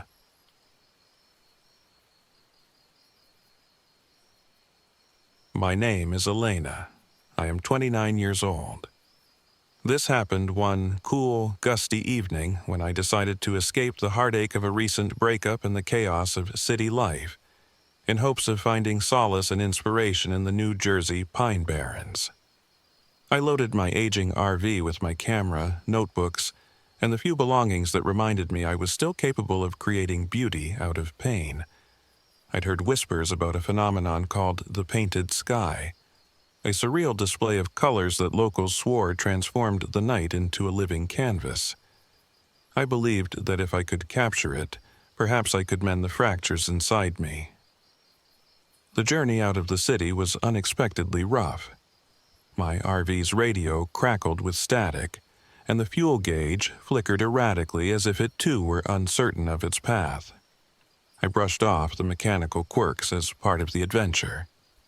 Soon enough, I found a secluded spot deep in the Pine Barrens, a clearing bordered by gnarled trees and draped in an eerie silence. As I set up camp, I noticed crude, cryptic symbols carved into the bark of several trees near my site. Their twisted lines and curves sent an involuntary shiver down my spine, but I rationalized them as the work of local mischief makers or remnants of forgotten art. That first evening, and as dusk melted into night, I set out to capture the painted sky.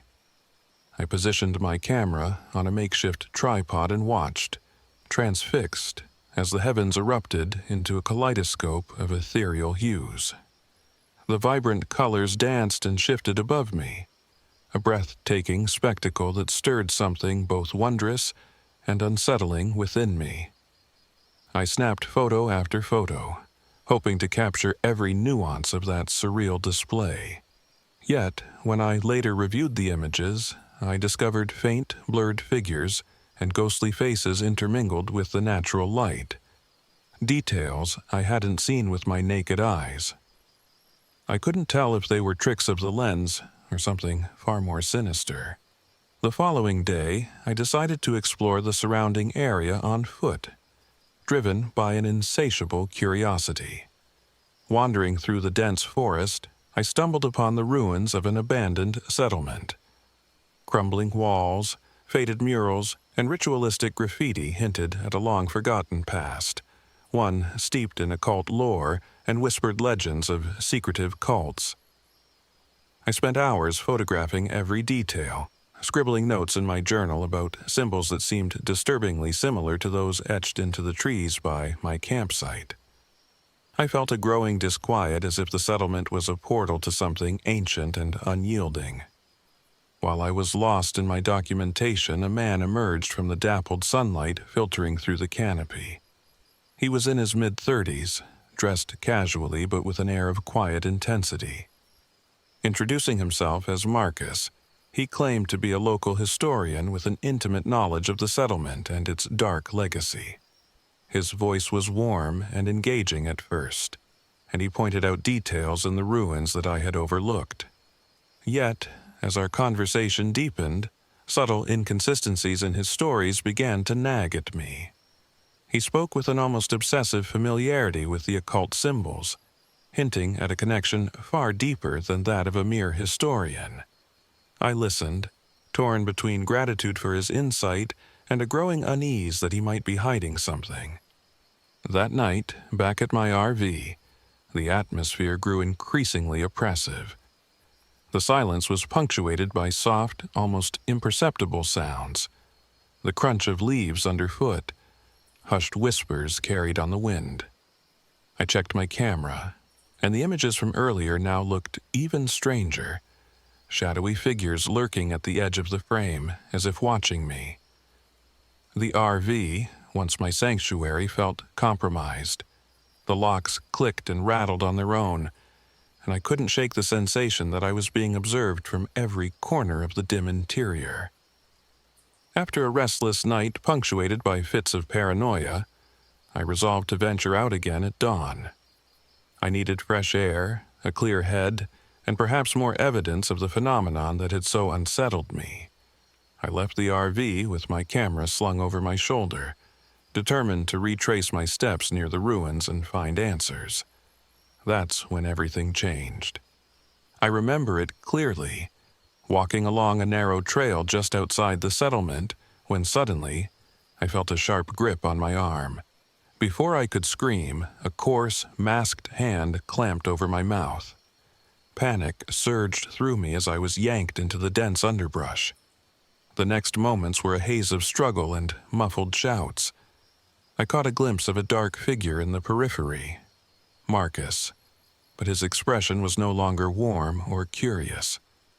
His eyes, once inviting, now burned with a cold, calculated malice.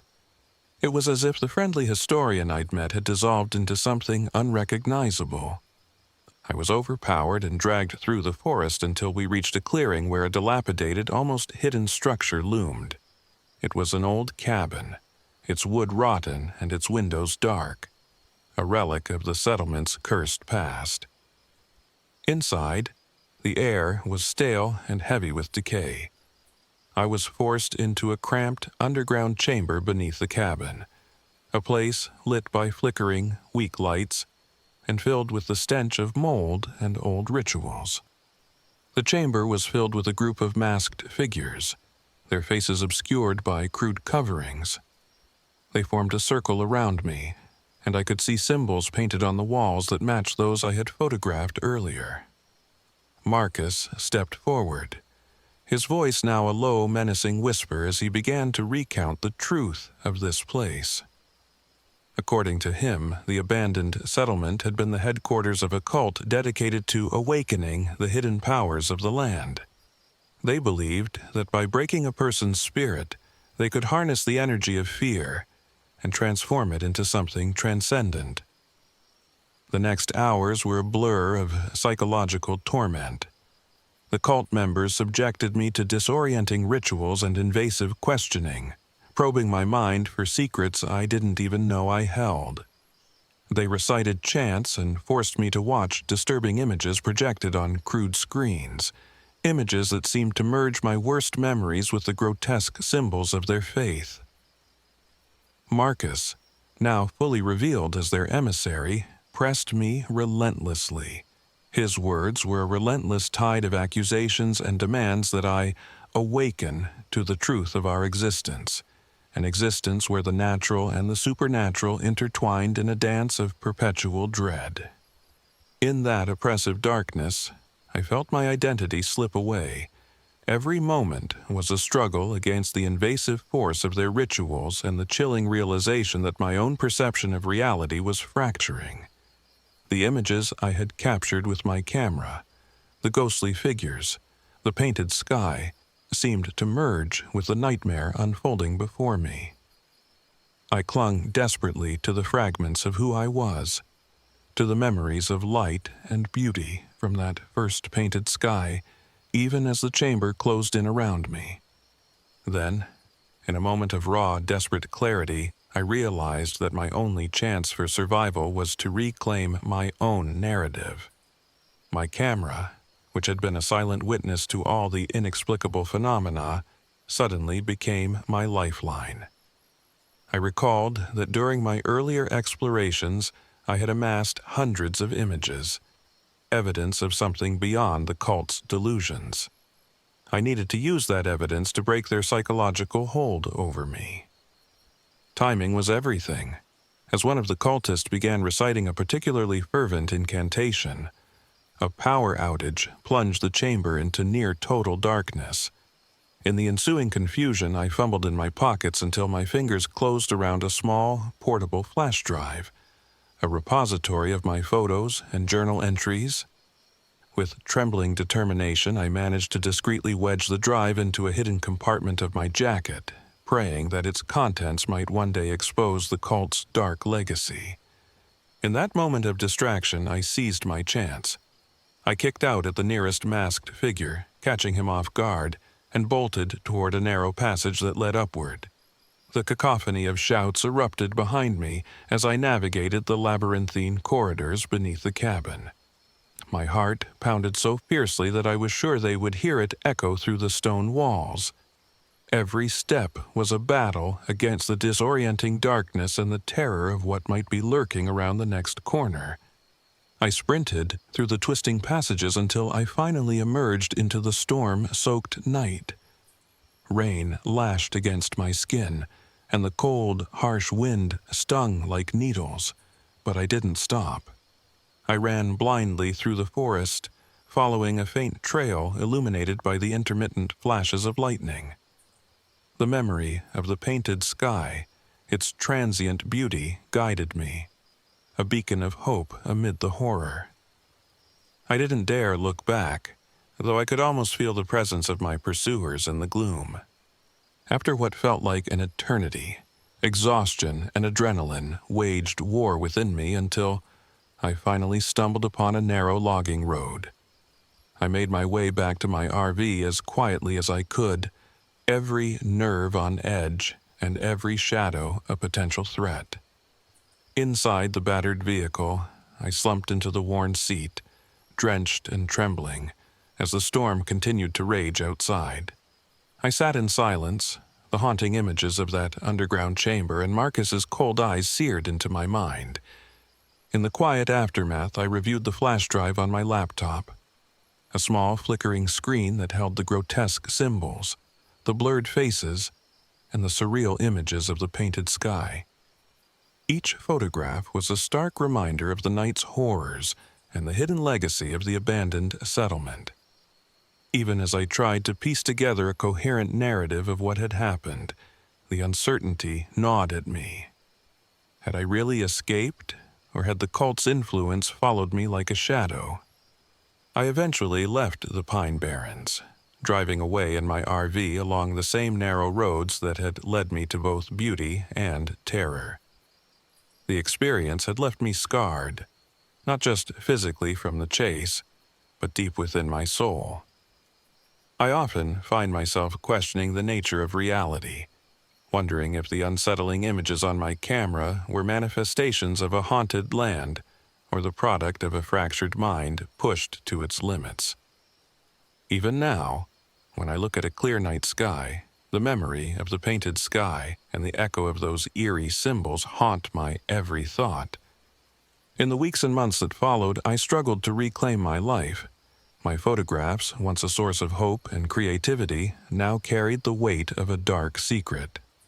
I published a few pieces, a collection of images and essays that hinted at the mystery of the Pine Barrens, but always with an undercurrent of caution, as if the shadows of that forgotten cult might one day resurface. I remain haunted by the questions that I still cannot answer. Was Marcus merely a man consumed by a fanatic past, or was he something more? A gatekeeper to a legacy of occult horror that thrives beneath the painted sky? And do the ghostly figures captured in my photos still watch me, waiting for the moment to reclaim their place in the light? I know only this: that night in the Pine Barrens changed me forever. The terror I experienced was not confined to that underground chamber, nor was it limited to the cult's ritualistic torment. It seeped into my very being, blurring the lines between beauty and horror, reality and nightmare. And as I continue my journey, both as a photographer and as a seeker of truth, I carry with me the lingering question of whether I ever truly escaped the clutches of that dark legacy, or if, like the painted sky, its memory will forever color my world. This is my story, a tale of heartache, isolation, and the unyielding confrontation with an unseen, malevolent force. The Pine Barrens may have offered a fleeting glimpse of healing through its mesmerizing skies, but it also revealed a hidden darkness that forever altered my perception of the world. And every time I lift my camera to capture a new horizon, I can't help but wonder if, somewhere out there, the shadows are still watching, waiting for the next moment when the painted sky calls them home.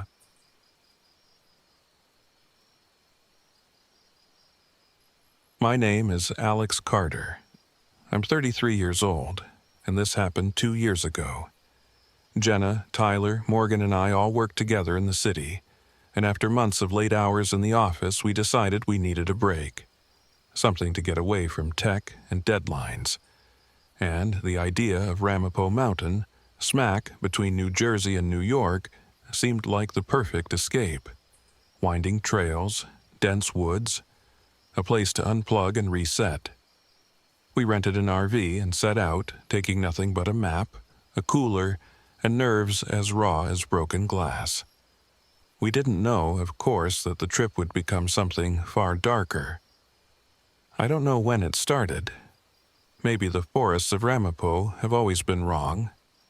Maybe we just didn't know enough. But things started happening long before we figured out the truth. The first sign was a mechanical one. We were just outside the park when the RV's engine sputtered.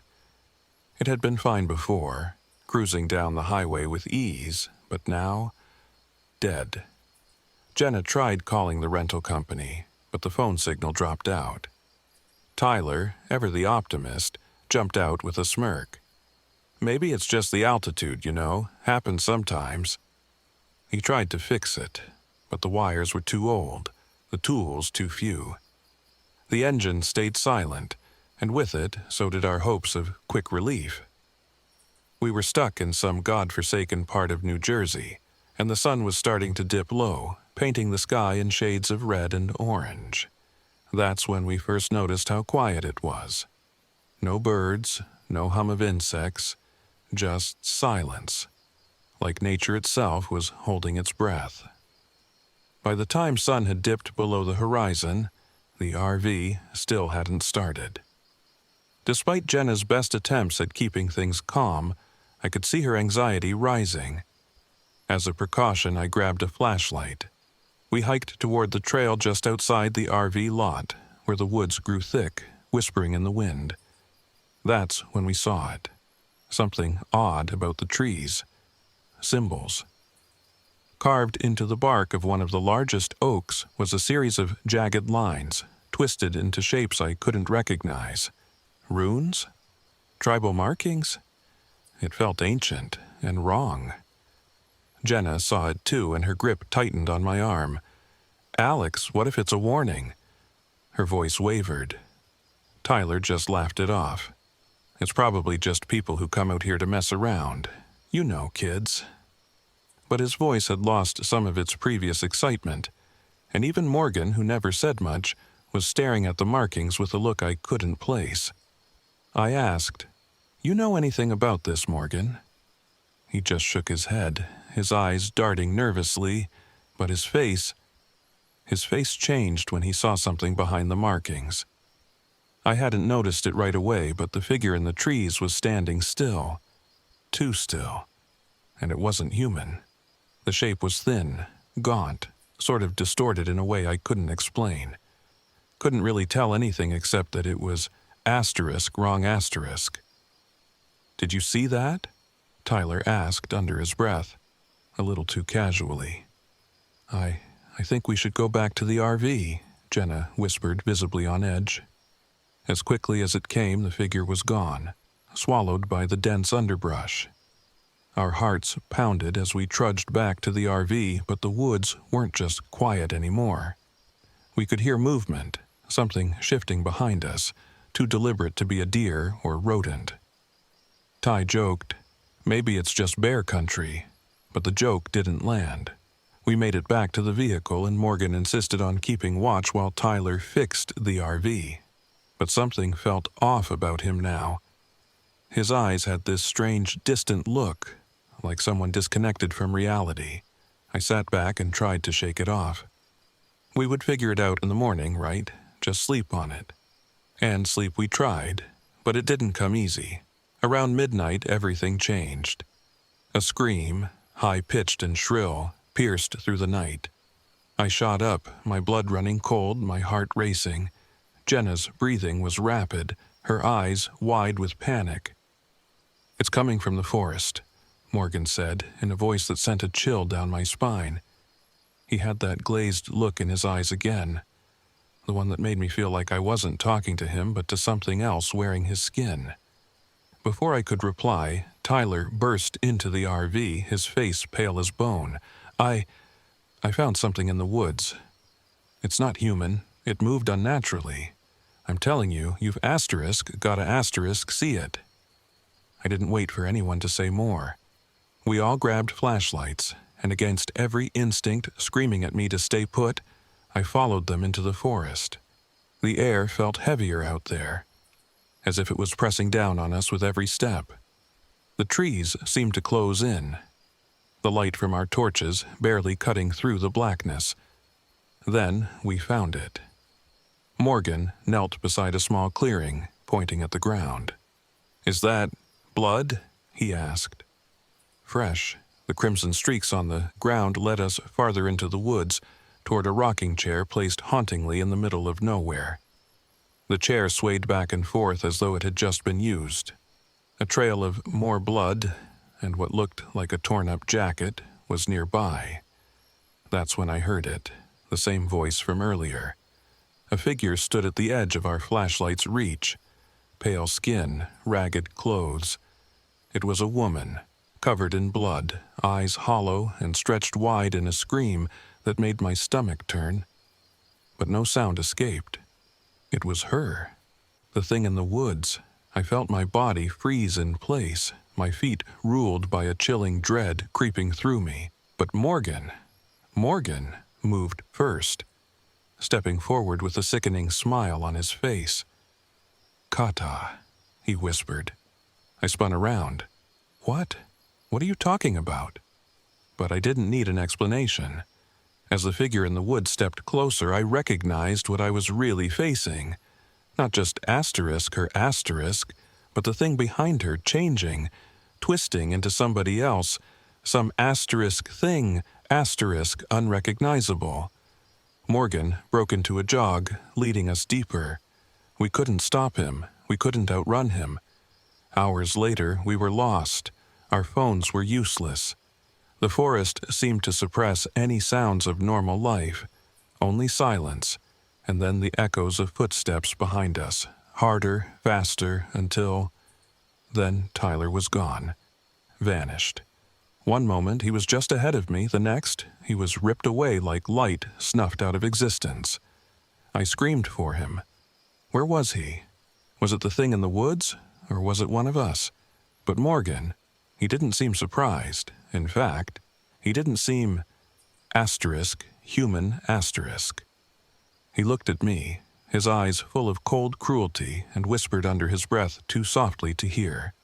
Still, I could make it out just as the words left his lips. "I'm sorry, Alex, but death? It's not the worst thing that could happen." Before I could respond, he was gone, taken by the woods. And me? I'm still running.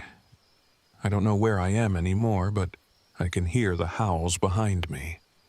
The low, guttural sound presses closer, and near my own heartbeat, something whispers words in a language I don't know. But I know this. Something is slowly moving closer. Moving, watching, waiting. And I'm its next victim. I can't tell where the woods end anymore. or if it ever even ends at all. This is the last thing you'll hear from me. For 29 segundos. My name is Alex Carter. I'm 35 years old. This happened one October weekend in Ramapo Mountain State Forest, New Jersey, a place where ancient, towering trees conceal secrets and silence hides unspeakable terrors. We set out in our battered RV, a clunker with a flickering dash, a faulty GPS, and an engine that coughed more than it roared. I was joined by 3 companions, Jenna Morales, whose cautious nature and deep empathy made her the voice of reason; Tyler Reed, an impulsive thrill-seeker with a reckless streak that both thrilled and unnerved me; and Morgan Ellis, a quiet, mysterious soul with a troubled past and eyes that often darted away as if hiding a secret. I had always taken pride in my resourcefulness and calm under pressure, but nothing could have prepared me for what we would face deep in Ramapo. The drive into the forest was eerie from the start. As the RV rumbled along the narrow, winding roads, the instruments began acting up. GPS coordinates recalculating in circles and our radio sputtering static. I couldn't shake the growing feeling that something was off. Soon enough, we noticed strange, irregular tire tracks off the main road and crude symbols carved into the bark of ancient trees. I tried to brush it off as local vandals or the work of mischievous teenagers, but deep down, I knew there was something darker at play. That first evening, we pulled over near a secluded clearing adjacent to an old trail. The RV's engine groaned as if protesting our arrival. As we set up camp, I couldn't help but notice the unsettling quiet that blanketed the area. The forest seemed to hold its breath. Then, as twilight deepened, I caught a glimpse of a figure at the edge of the tree line. For a moment, I thought it was my imagination, a trick of the fading light, but the figure's outline bore an uncanny resemblance to one of us. I felt a chill run down my spine. Later that night, as the wind picked up and our small fire cast long, flickering shadows, Jenna's worried voice broke the silence. "Alex, I've been checking around the camp and it feels like someone's been here, rearranging our things."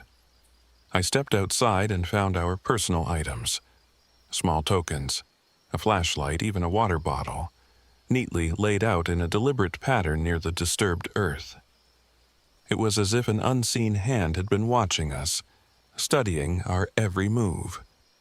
The local lore of Ramapo had always included whispers of a malevolent presence, a shapeshifter, a skinwalker known as Kata, said to take on the forms of those it stalked.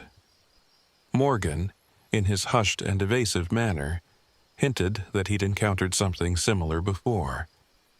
"There are stories in these parts," he murmured, his eyes distant and wary. "Stories of things that wear the faces of friends to turn them against each other." I wanted to dismiss his words as superstition, but as the night wore on, the evidence mounted. That same night, while I lay wide awake listening to the rustling leaves and distant, almost human-like whispers, the wind carried a voice that sounded disturbingly like my own. A shiver ran through me. I couldn't tell if it was a trick of the night or something far more sinister. The next morning, tension hung thick in the cramped space of our RV. The vehicle's engine coughed and sputtered as we began our journey deeper into the forest. Supplies were dwindling, and every malfunction only heightened our sense of vulnerability. Still, I pushed forward, insisting we follow a set of faint tracks that led away from the clearing, tracks that might explain the earlier strange sightings. Not long after, we came upon an abandoned campsite. In the center of the clearing lay fresh, deep tire tracks, and scattered around were items that sent a jolt of dread through me. Tyler's water bottle, his trusty flashlight, and a set of personal mementos he never left behind. I recalled Tyler's excited shout just hours earlier, "I can't wait to see what's out there." Now, his bravado felt foolish, as if his thrill-seeking had lured us into a trap. That night, the forest came alive with terror. Unnatural howls echoed in the dark, and I woke to the sound of whispered voices slithering through the trees. Amid the oppressive darkness, I could almost see the shifting outline of a creature moving just beyond the firelight. I tried to rouse the others, but sleep had already taken them in its uneasy grip. Then came the moment that shattered our fragile calm. Morgan was gone. I was roused by Jenna's frantic whisper, "Alex, Morgan's not here." Panic spread like wildfire. We searched frantically around the camp only to find subtle clues: a scrap of clothing caught on a bramble, a set of footprints that abruptly ended at a dense thicket, and a trail of disturbed earth leading into deeper, darker parts of the forest. A sinking dread filled me. The thought that Morgan might have knowingly led us into this nightmare, perhaps even colluding with whatever haunted these woods, was unbearable. Our terror escalated further that same night. While Jenna and I investigated near the outskirts of a particularly dense section of the forest, a blood-curdling scream shattered the stillness. We raced toward the sound and discovered a crude, hidden encampment that reeked of dread and decay. Tyler's belongings lay scattered on the ground: his shattered watch, a dented flashlight, and the agonized echoes of his cries reverberated through the trees. Tyler had been ambushed and kidnapped by a group of shadowy figures. Their presence was unmistakably human, yet their behavior and the ritualistic way they operated hinted at an otherworldly influence, perhaps the dark will of Kata at work. Fueled by desperation and an overwhelming sense of betrayal, Jenna and I decided to launch a rescue mission. With the RV's unreliable engine as our only means of escape, we set out into the forest's heart, our hearts pounding with a mix of fear and determination. Every step was a battle against the oppressive darkness and the creeping sense that we were being led into a trap. As we advanced, the forest seemed to transform. The trees loomed like silent sentinels, and the ground itself appeared to pulse with an unholy rhythm. The oppressive weight of the unseen pressed upon us until we were forced into a violent confrontation. Out of nowhere, masked assailants emerged from the shadows. In the ensuing melee, I swung a heavy branch with all my strength, connecting with one of them and sending him reeling. But amid the chaos, a masked figure lunged at Jenna.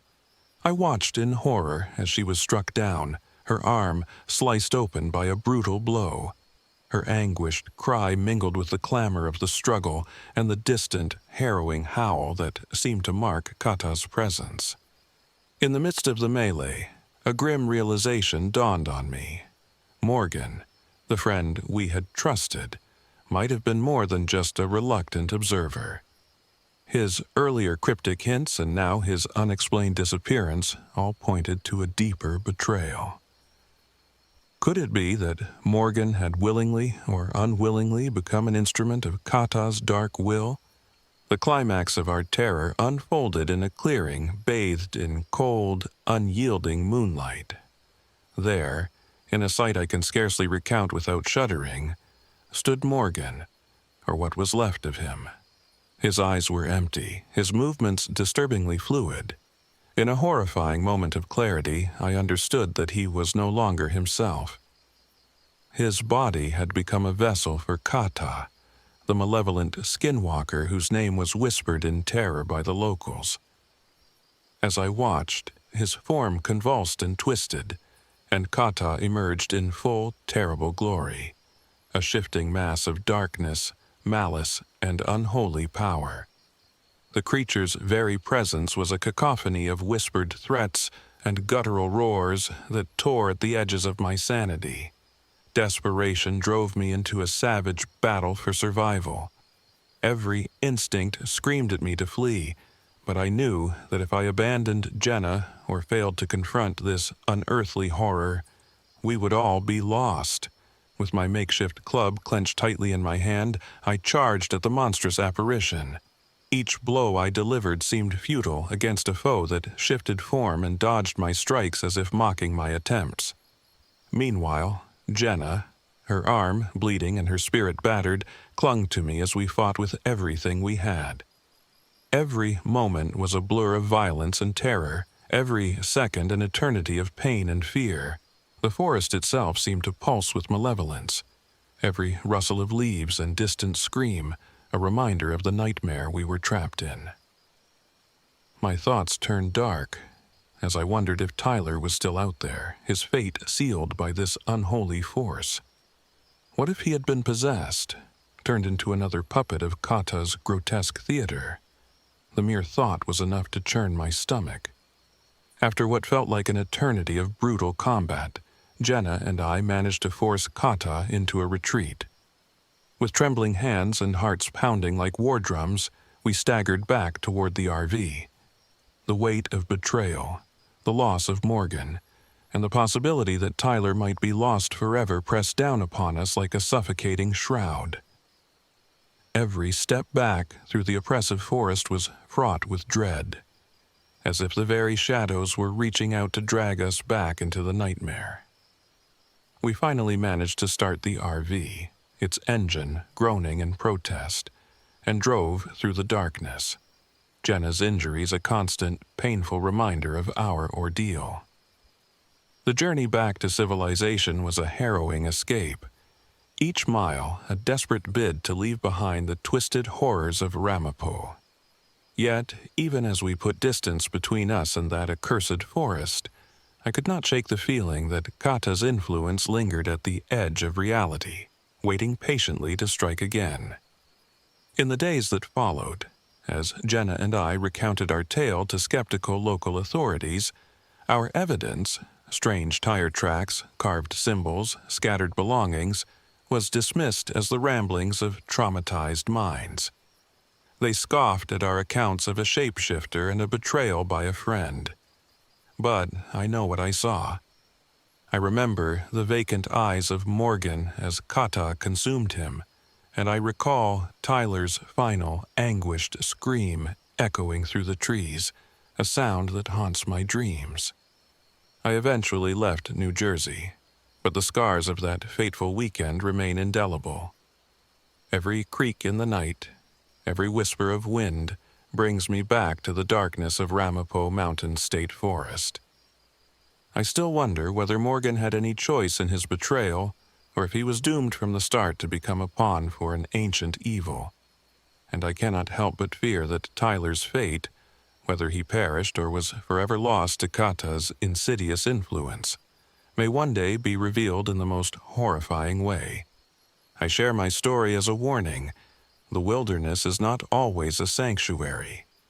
In the quiet isolation of the forest, where nature's beauty conceals primal darkness, survival can depend on facing not only the elements but the darkest parts of human nature, and the malevolent forces that lurk beyond the veil of our reality.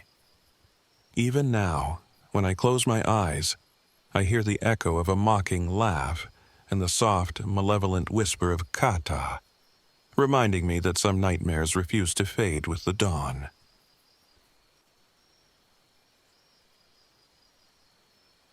My name is Eric Thompson. I'm 42 years old. This happened during one of the darkest summers of my life when I desperately sought refuge from my past in the desolate embrace of the New Jersey Pine Barrens. A vast, oppressive forest where legends seep into reality and every shadow seems to whisper secrets. I had driven my battered RV for hours, its engine wheezing and its dashboard flickering with erratic lights. The vehicle, as weathered as my own soul, was my only companion as I left behind a life marred by regret and loss. I'd hoped that a solitary camping trip, far from the incessant reminders of my failures, might grant me some semblance of solace or even redemption. My destination was a remote clearing near the ruins of an abandoned settlement, a place rumored to be cursed, a fitting backdrop for someone like me, tormented by his past. Upon arriving at the site, I felt an unsettling chill that had little to do with the cooling air. The clearing was a grim tableau. Broken stone walls and moss-covered remnants of old structures stood as silent witnesses to a forgotten time. As I began setting up camp, I couldn't shake the feeling of being watched. In the dim light of dusk, I noticed strange symbols crudely etched into the bark of the surrounding pines. They were not random marks, but deliberate, almost ritualistic carvings that sent a shiver down my spine. I also spotted inexplicable footprints circling the RV, footprints that belonged neither to any animal I recognized nor to any human. That first night, as darkness swallowed the landscape, the silence was broken by disembodied whispers and distant mocking laughter. I tried to convince myself that it was merely the wind playing tricks on my mind, yet every reflective surface, the grimy windows of my RV, the small hand mirror I kept for reassurance, seemed to betray me. In each reflection, for just a split second, I caught sight of a shadowy figure standing behind me. The face was disturbingly like mine, yet twisted into a sneer of malevolence that I knew was not my own. In the following days, sleep became a battleground. My nights were plagued by vivid nightmares that merged the traumas of my past with the image of that sinister double, a dark doppelganger whose presence gnawed at my sanity. In my dreams, I relived the heart-wrenching moments that had driven me into isolation, the terrible accident that claimed my family, the crushing guilt that followed, and the hollow remorse that had led me here. And always, lurking in the periphery of these visions, was the spectral figure, a mirror of my inner darkness, smirking with an otherworldly malice. Unable to ignore these unnerving signs any longer, I decided one moonless night to investigate the origin of the strange symbols. Clutching a weak flashlight, I left the relative safety of my RV and followed a trail of markings that led me deeper into the forest. The further I went, the thicker the air became with an oppressive energy, as if the very trees were conspiring to conceal an ancient secret. After what felt like hours of uneasy trekking, I stumbled upon a clearing dominated by a crumbling stone altar. The clearing was bathed in an eerie, unnatural darkness. There, a small group of figures huddled around the altar, their faces hidden beneath dark hoods. They chanted in low, rhythmic murmurs, a language that churned my blood with dread. Their eyes, when caught in the brief gleam of my flashlight, shone with a fanatical intensity that made my heart race. In that moment, I realized I had unwittingly intruded upon a secret gathering, a cult dedicated to a dark, devilish force. According to their murmured incantations, the cursed Pine Barrens had chosen me to fulfill a prophesied destiny. Before I could retreat, the cultists descended upon me with terrifying speed. Rough, calloused hands grabbed me, and I was overpowered before I could cry out. A blindfold was thrust over my eyes, plunging me into darkness, and I was dragged away from the clearing. Every muscle in my body tensed with fear as I was hauled through tangled undergrowth, the sound of the cult's chanting growing louder and more frenzied. Eventually, I was thrown into a dilapidated cabin hidden deep within the forest. The interior was cold and dank, the air thick with the stench of mold and decay. My arms were bound, and I struggled futilely against the restraints. In the dim, flickering light of a single candle, a gaunt figure emerged from the shadows. His eyes were hollow, and his voice, when he spoke, was as cold and sharp as a knife. "Eric Thompson," he intoned, "you have summoned the devil's reflection, the manifestation of your guilt, your inner darkness." He introduced himself as Reverend Grant, the leader of this cult. His words pierced me deeper than any physical pain ever had. What followed was a torment that blurred the lines between physical agony and psychological terror. The cult forced me to confront my most harrowing memories. The accident, the loss, the overwhelming guilt that had driven me into solitude. Their ritual was designed to break me, to force me to see that the darkness I'd tried so desperately to escape was inextricably tied to my own soul. As Reverend Grant's voice droned on, I began to see it, my doppelganger. At first, it was only a shadow in the corner of my vision, but soon it grew more distinct. The figure appeared as if molded from the very essence of my deepest regrets, a twisted, malevolent version of myself, complete with a smirk that mocked my every misstep.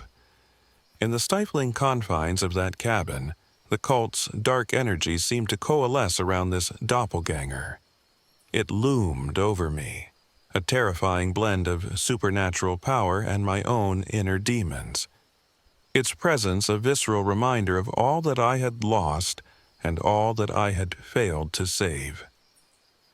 The boundary between hallucination and reality dissolved as the creature's form shifted and writhed in the flickering candlelight, its eyes burning with an unholy fire. Driven to the brink by the relentless psychological torture, something inside me snapped. In a burst of sheer desperation, I managed to break free from my restraints during a moment of chaotic confusion. The room erupted into pandemonium as the cultists lunged at me, their chants rising to a fevered pitch. I grabbed a rusted knife from a nearby table, its blade dull but my will sharp as I swung it wildly at anyone who came near. In the ensuing melee, I focused on one singular, desperate thought: escape. I hurled myself toward Reverend Grant, striking him with a force born of desperation and anger. He staggered, his incantations faltering, and the dark energies around him seemed to falter for a heartbeat. Seizing the moment, I fought my way to the door. The cult's shouts and the unearthly cries of the doppelganger echoed behind me as I burst out into the cold, oppressive night.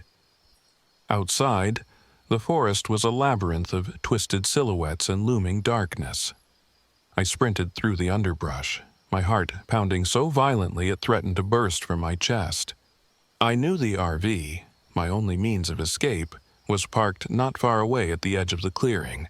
With every frantic step, I felt the gaze of that malevolent reflection following me, as if it were tethered to my very soul. When I finally reached the clearing, relief turned to despair. My RV lay abandoned, its engine deliberately sabotaged, leaving it nothing more than a rusted husk.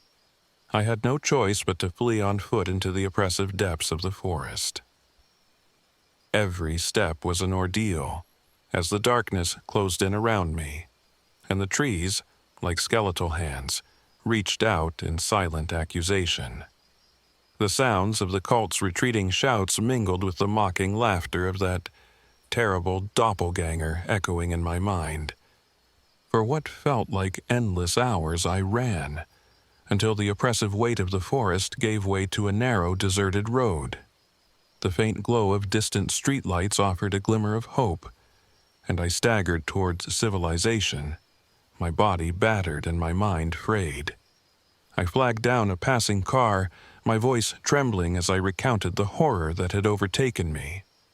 The authorities listened with skeptical eyes, dismissing my account as the ravings of a man unhinged by solitude and grief. But they did what they could, offering shelter and medical attention. Even now, as I try to rebuild my life, the scars remain. I often find myself questioning whether the devil's reflection was a supernatural force, a dark entity awakened by the cult's rituals and the cursed land, or merely the manifestation of my own inner demons, long suppressed and fueled by guilt. Every reflective surface catches my eye. In every mirror or window I fear I glimpse that sinister double, a permanent reminder that some nightmares refuse to fade with the dawn. I share my story not as a boast of survival, but as a cautionary tale. In seeking to escape my past, I ventured into a wilderness that forced me to confront the darkness within. The Pine Barrens remain a haunted place, their silence a reminder that even in isolation, the echoes of our guilt and regret can take on a life of their own. And sometimes, when the night is exceptionally still, I swear I can hear the faint strains of a cult's chant and the soft, chilling whisper of a reflection that is not entirely my own, a sinister promise that the devil's reflection may one day return.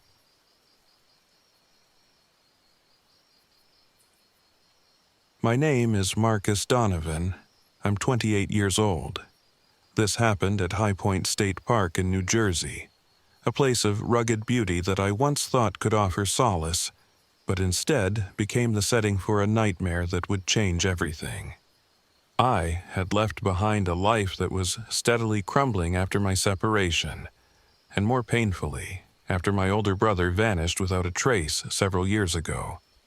As a struggling photographer and amateur journalist, I had always believed in chasing down the truth, even if it meant exposing painful secrets.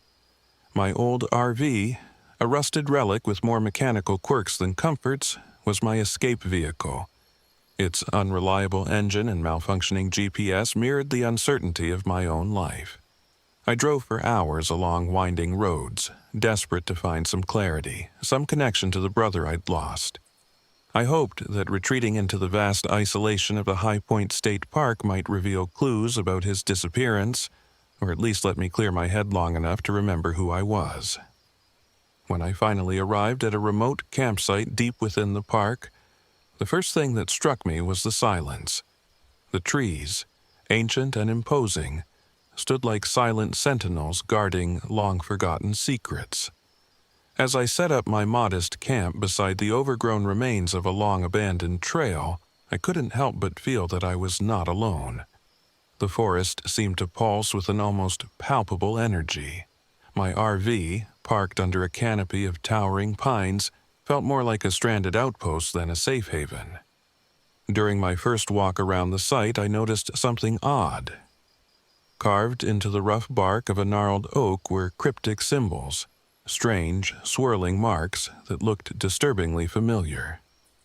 I recalled my brother's old journal, the one he had scribbled in feverishly before he disappeared, filled with similar symbols and frantic notes.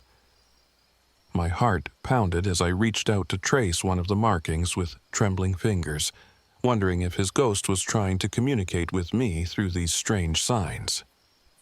Later that evening, as dusk bled into night, I found something else. While gathering firewood near my RV, I discovered a discarded notebook tucked under a pile of withered leaves. The notebook's pages were filled with coded messages and jagged handwriting that spoke of fear and urgency.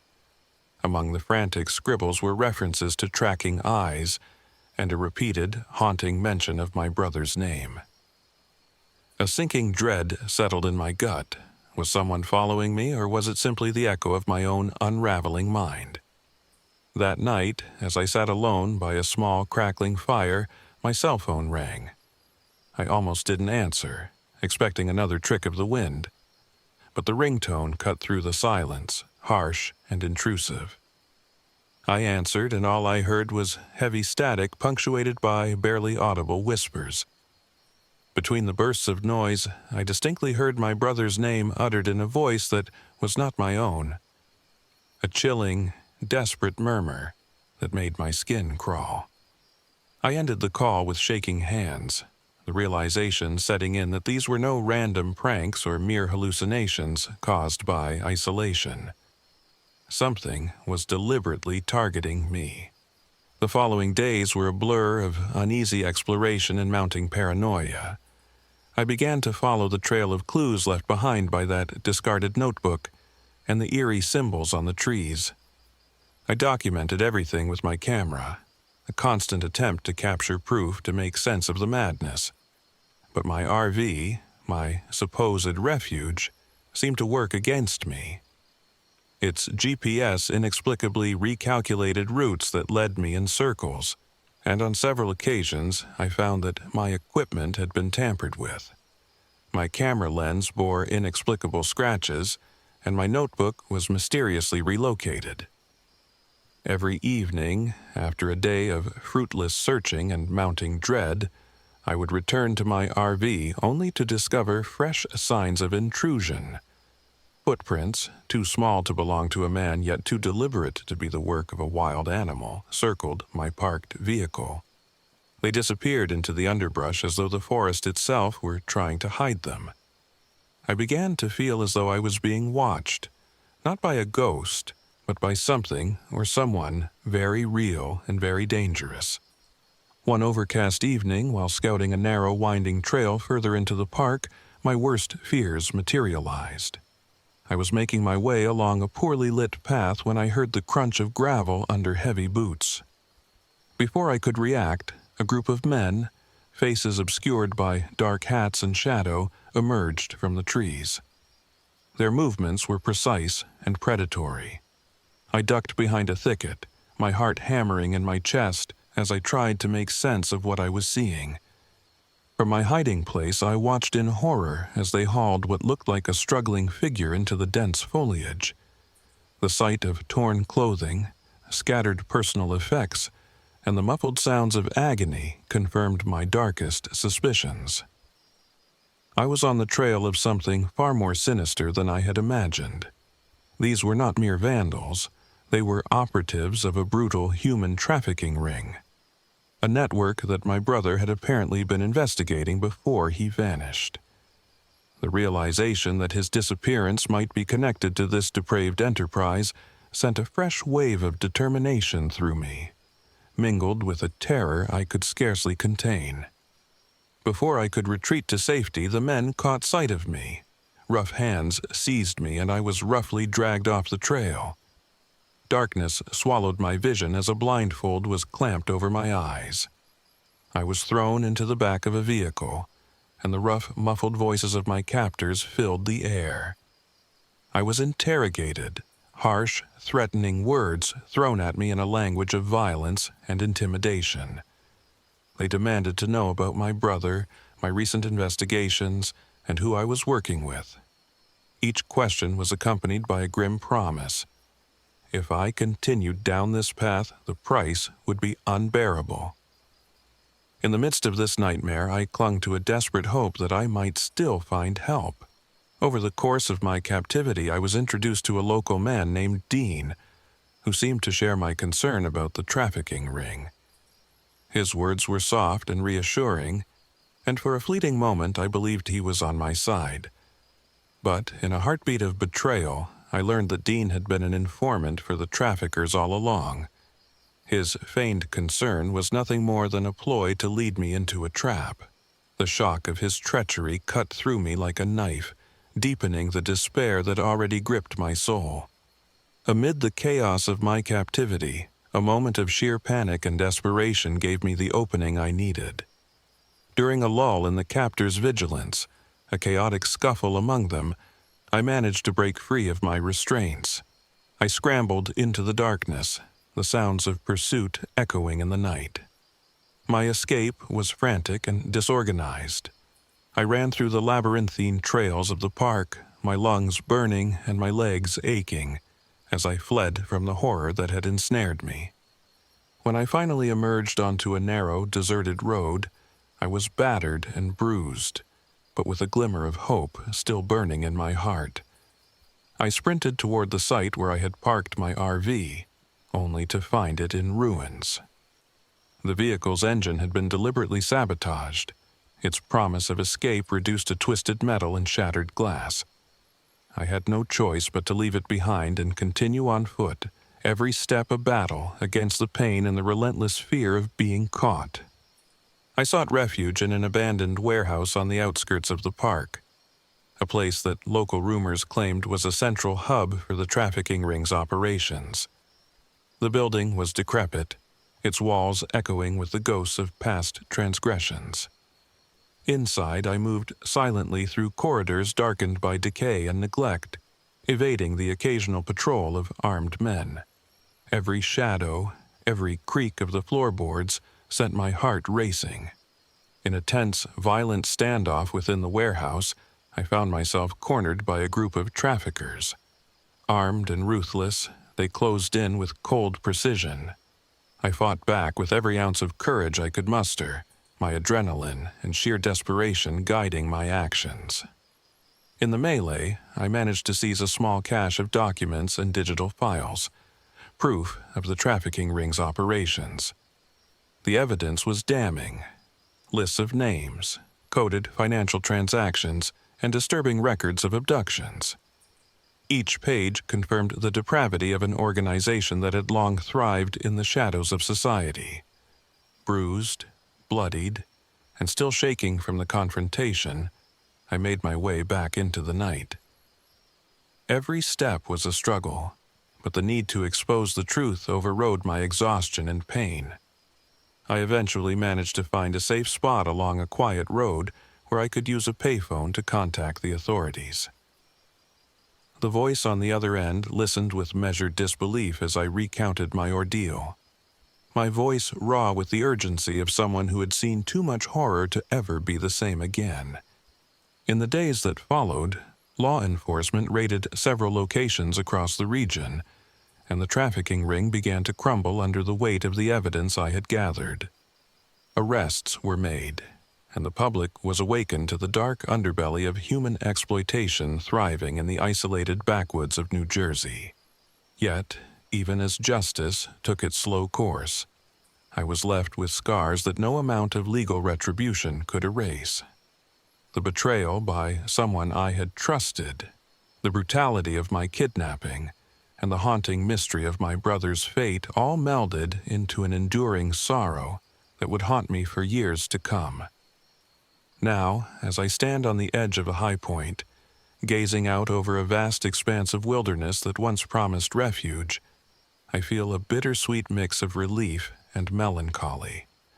The truth, however horrifying, has been exposed, and a measure of justice has been served. But the memories of those long, terrifying nights, the eerie whispers in the dark, the betrayal by a supposed ally, the relentless pursuit through the labyrinthine trails, remain etched into my very being. I continue my work as a photographer and journalist, driven by a need to honor my brother's memory and shed light on the darkest corners of our society. Yet, every time I catch a glimpse of an unfamiliar shadow or hear a whisper in the wind, I am reminded that some mysteries refuse to be laid to rest completely. The journey to uncover the truth is as perilous and transformative as the truth itself, and I now know that sometimes the cost of revelation is far higher than one can ever imagine. I share my story not as a tale of triumph over evil, but as a cautionary chronicle, a reminder that even in our most desperate moments of isolation, we must be vigilant, for the darkness may be closer than we dare to believe.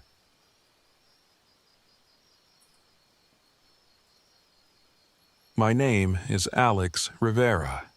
I am 33 years old.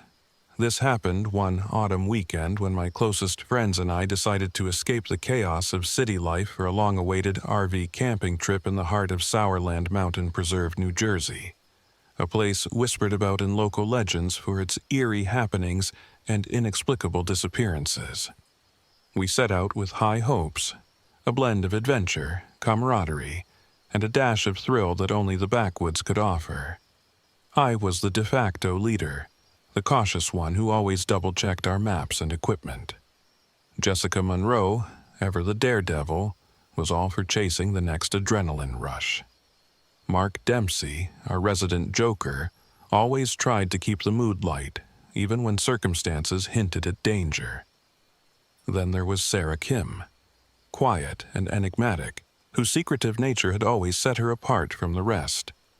Finally, Liam Carter, the newest addition to our group, was sensitive and anxious but eager to belong. The journey began with an unsettling string of technical glitches.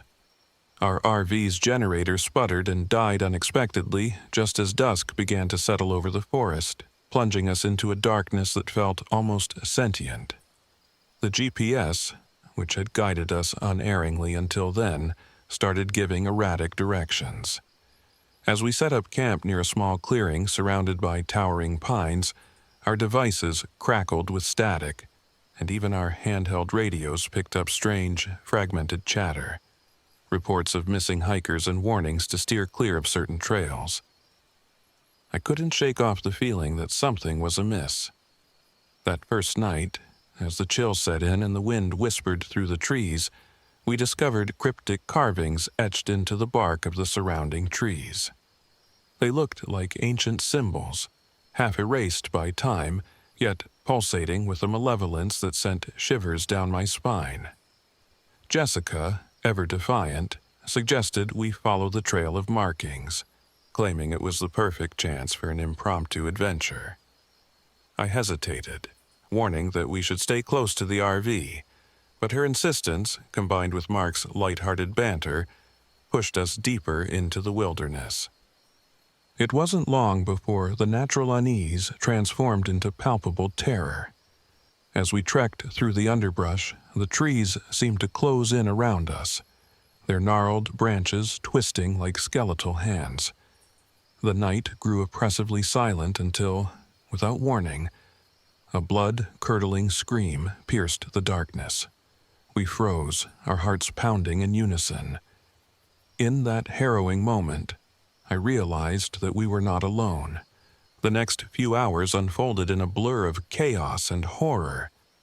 While investigating the source of the scream, Liam was suddenly ambushed. I still remember the flash of dark, hooded figures as they emerged from the shadows. In the confusion, Liam was dragged away, his desperate cries echoing through the woods. I felt an icy terror seize my heart as I and the others scrambled to organize a rescue. As Jessica, Mark, and I set off in pursuit, the forest itself seemed to conspire against us. The paths we thought we knew twisted unnaturally, and the oppressive fog thickened, rendering our sense of direction useless.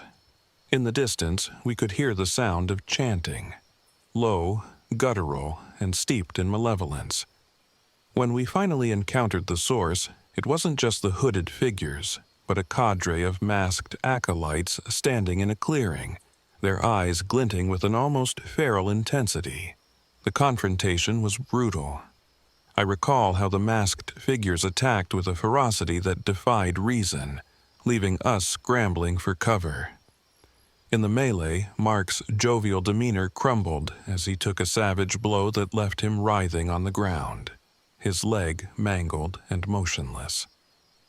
I managed to fend off one of the attackers long enough to notice their insignia, a twisted symbol that hinted at dark rituals and old, forbidden magic. In the chaos, our focus shifted to Liam, who had been seized and was being forcibly taken deeper into the forest by his captors. Desperation and adrenaline propelled us forward. Jessica's eyes burned with determination as she urged us to push on, while my mind raced with the grim calculations of how we might rescue Liam before it was too late. Mark, despite his injuries, tried to muster a few quips, but even his humor was drowned out by the overwhelming sense of dread. As we fought our way through the dark woods, every step brought us closer to an unimaginable truth, a truth that would unravel the very fabric of our trust. When we finally reached a secluded grove hidden deep within the forest's heart, the air itself felt charged with malice. There, in the center of the clearing, stood a figure shrouded in both beauty and horror. Evelyn, the Witch of Sourland. Evelyn's presence was mesmerizing. She appeared at once enchanting and grotesque, her eyes glinting with an ancient malevolence. According to local lore, she was a witch who had forged a pact with dark forces, granting her the ability to manipulate nature and bend the will of mortals to her own. It was said that she'd once saved a lost soul from despair, and that very act had bound a piece of their heart to her dark essence. My thoughts drifted to Sarah, whose silence and secretive nature had always hinted at a hidden past. A slow, sickening realization began to take shape. Sarah had been in league with Evelyn all along. In that moment, Betrayal cut deeper than any physical pain. Sarah's eyes met mine, and I saw a flicker of something unrecognizable, a cold, calculating light that confirmed my worst fears. While we had been fighting against external horrors, our true enemy had been hiding in plain sight, manipulating events from the shadows. Eveline's acolytes forced Liam to the center of the grove. The captors bound him with rough, coarse ropes, their chanting growing louder and more fervent. I moved forward, my heart pounding in a rhythm of dread and determination, when Sarah stepped between us. Her voice, soft and almost sorrowful, pleaded that we abandon our rescue. "You don't understand," she whispered, eyes darting nervously. "He's the key to something greater." I could hardly comprehend her words before the violence resumed. A masked figure lunged at me from behind, and I barely managed to parry the blow. In the ensuing melee, the grove transformed into a battleground of raw fear and physical brutality. Jessica fought valiantly by my side, her defiant spirit a beacon of resistance against the overwhelming darkness. But as the struggle intensified, it became clear that our numbers were dwindling, and that our odds were grim. In the pandemonium, the witch Eveline herself began to weave her dark magic. A palpable chill filled the air as she chanted in an ancient, guttural tongue. Shadows lengthened, and the very ground beneath our feet trembled. Liam's cries of agony melded with the unholy incantations, creating a symphony of torment that defied reason. I fought desperately to reach him, every instinct screaming that if we failed, the darkness would claim us all.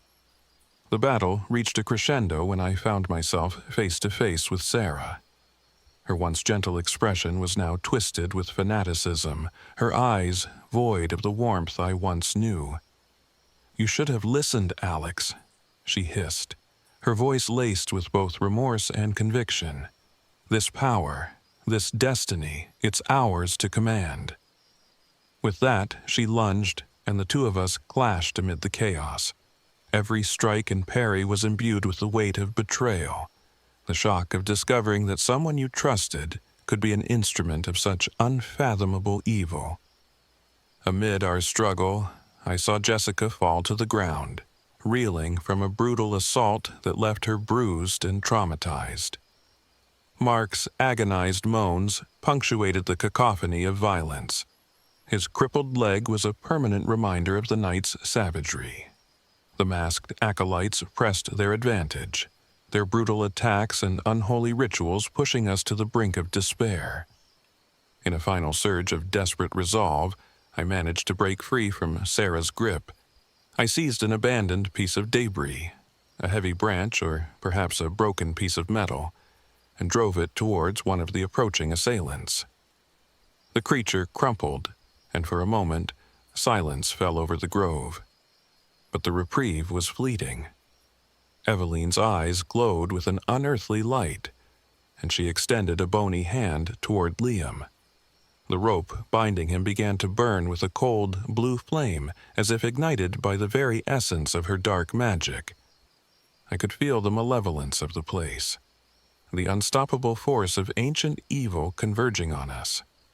My mind raced with memories of happier times, of camaraderie and shared laughter that now seemed like distant echoes.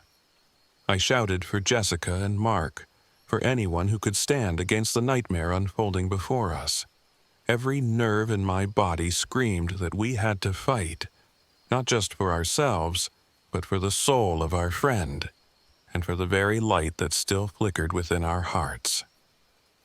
Summoning every ounce of strength, I charged toward the altar where Liam was held.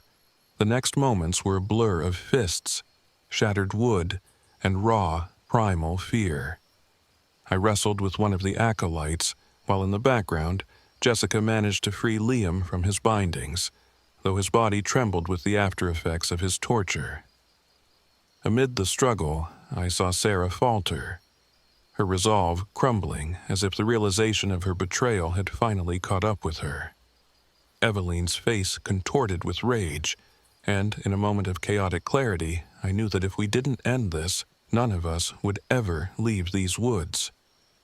In the climax of the struggle, the grove became a battleground of blood and sorrow. I confronted Sarah one final time, her eyes now glassy with the influence of Eveline's dark power. "Why?" I demanded, voice trembling with anguish. "How could you betray us?"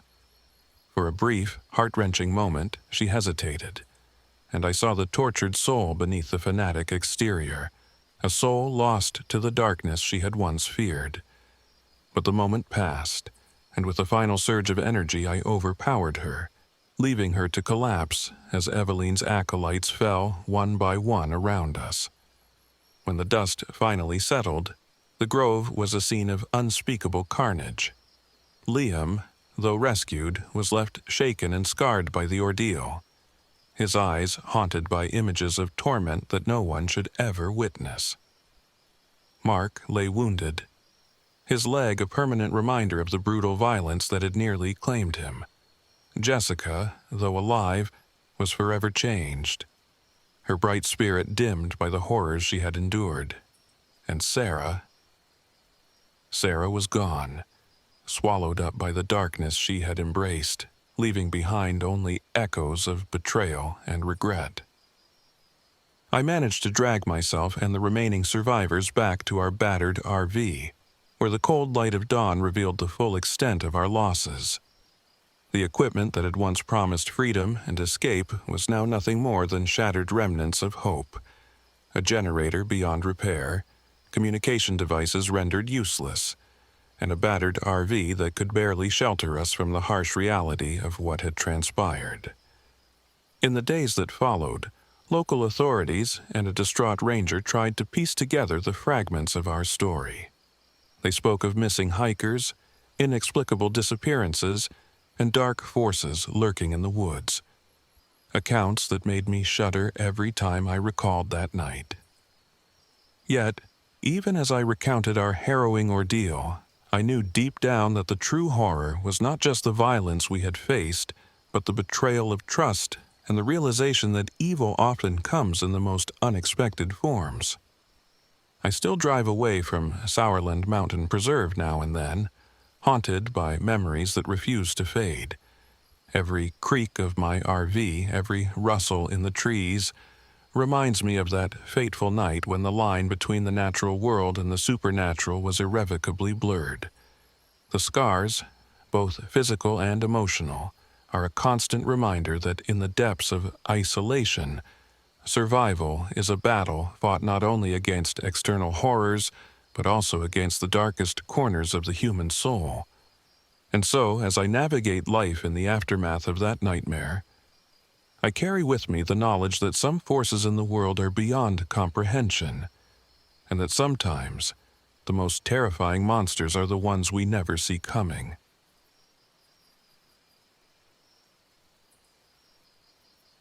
My name is Samantha.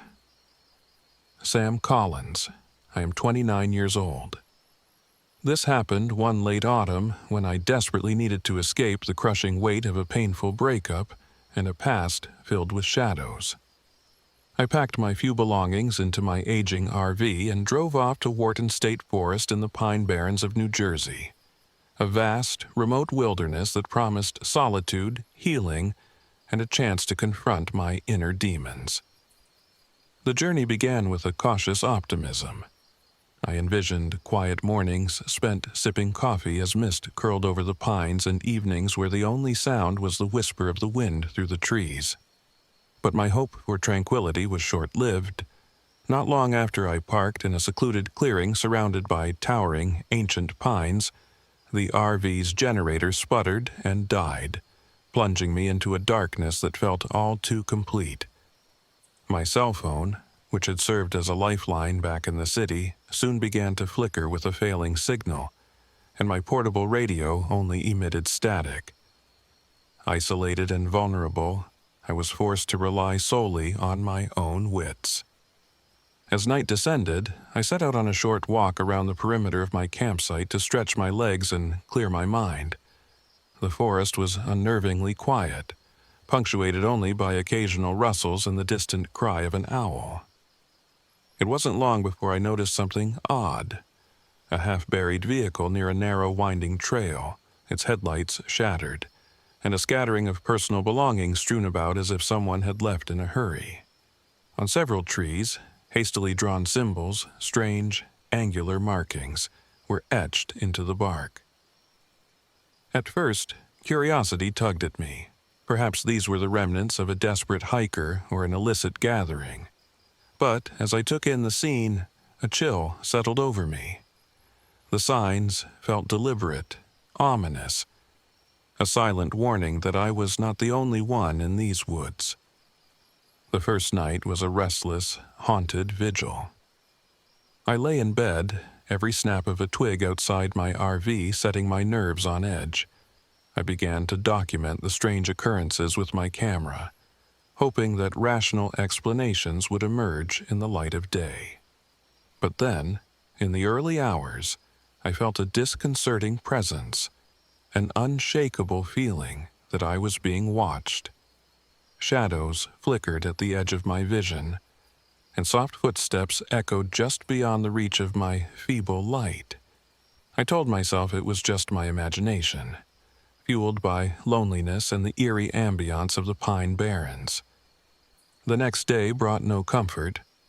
As I ventured further from my RV to explore an abandoned campsite I'd spotted on a makeshift trail, I encountered a man, a local who introduced himself as Frank. At first, Frank appeared friendly and concerned. He offered directions and warned me in a low, gravelly voice about recent disturbances in the area. Whispers of illegal activities, missing persons, and strange happenings. His eyes, though, held a glimmer of something I couldn't quite decipher, an ambiguity that made me wonder whether his help was genuine or a calculated prelude to something darker. Despite my unease, I continued to document the abandoned campsite. The area was a desolate mess, a clearing littered with discarded items, remnants of hurried escape, and evidence of a struggle. As I inspected the site, I heard the sudden crunch of leaves behind me. Before I could react, a group of masked, armed men emerged from the trees. Their intentions were clear from the outset. They were here to silence any witnesses. I barely had time to scream before rough hands seized me, and a rough voice barked orders I couldn't comprehend. I was thrown into the back of a battered truck, my pleas drowned out by the roar of the engine. When we finally stopped, I was dragged to a rundown shack deep within the forest. The place reeked of decay and despair, its walls stained with age and neglect. Here, in a dim, cramped room, my nightmare truly began. My captors wasted no time. They subjected me to a relentless barrage of physical abuse and psychological torment, their brutal methods aimed at breaking my spirit and extracting information about what I might have seen. In the suffocating darkness of that shack, every minute stretched into an eternity. They beat me until I lost count, whispering threats and mocking my isolation. The physical pain was excruciating, but it was the betrayal that cut the deepest when, amidst the torture, I saw Frank reappear. The same man who had once offered a helping hand now stood in the doorway, a cold detachment in his eyes that confirmed the worst. He had been working with them all along. His betrayal shattered whatever fragile trust I had clung to in this forsaken wilderness. For days, or perhaps it was only hours, time had lost all meaning in that hellish cell. I was left alone with my thoughts and the pounding in my head. I began to plan my escape, clinging to the hope that my desire to survive was stronger than the fear that threatened to engulf me. I observed the routines of my captors, the moments when their guards slipped, and the layout of the shack. The memory of the vast forest outside, the trees I had once found comforting, became my beacon of hope. I had to get back to that freedom. One night, as the guards fell into a half-hearted sleep, I managed to free myself from the binds that held me. My body was a map of bruises and scars, but adrenaline lent me strength beyond measure. I crept through the darkness, navigating the labyrinthine corridors of the shack until I reached a narrow window. With a forceful kick, I shattered the glass and crawled out into the cold night air. The forest loomed around me, vast and indifferent to my plight. I stumbled into the underbrush, every step a desperate bid for freedom, my heart pounding in rhythm with the distant echoes of pursuit. I ran through the dense thicket, branches clawing at my skin, until I reached a narrow trail that I recognized from earlier. The knowledge of the forest, the silent paths and hidden clearings, became my ally. I moved cautiously, pausing frequently to listen for the sound of footsteps behind me. The betrayal of Frank and the cruelty of my captors had awakened in me a fierce determination to survive.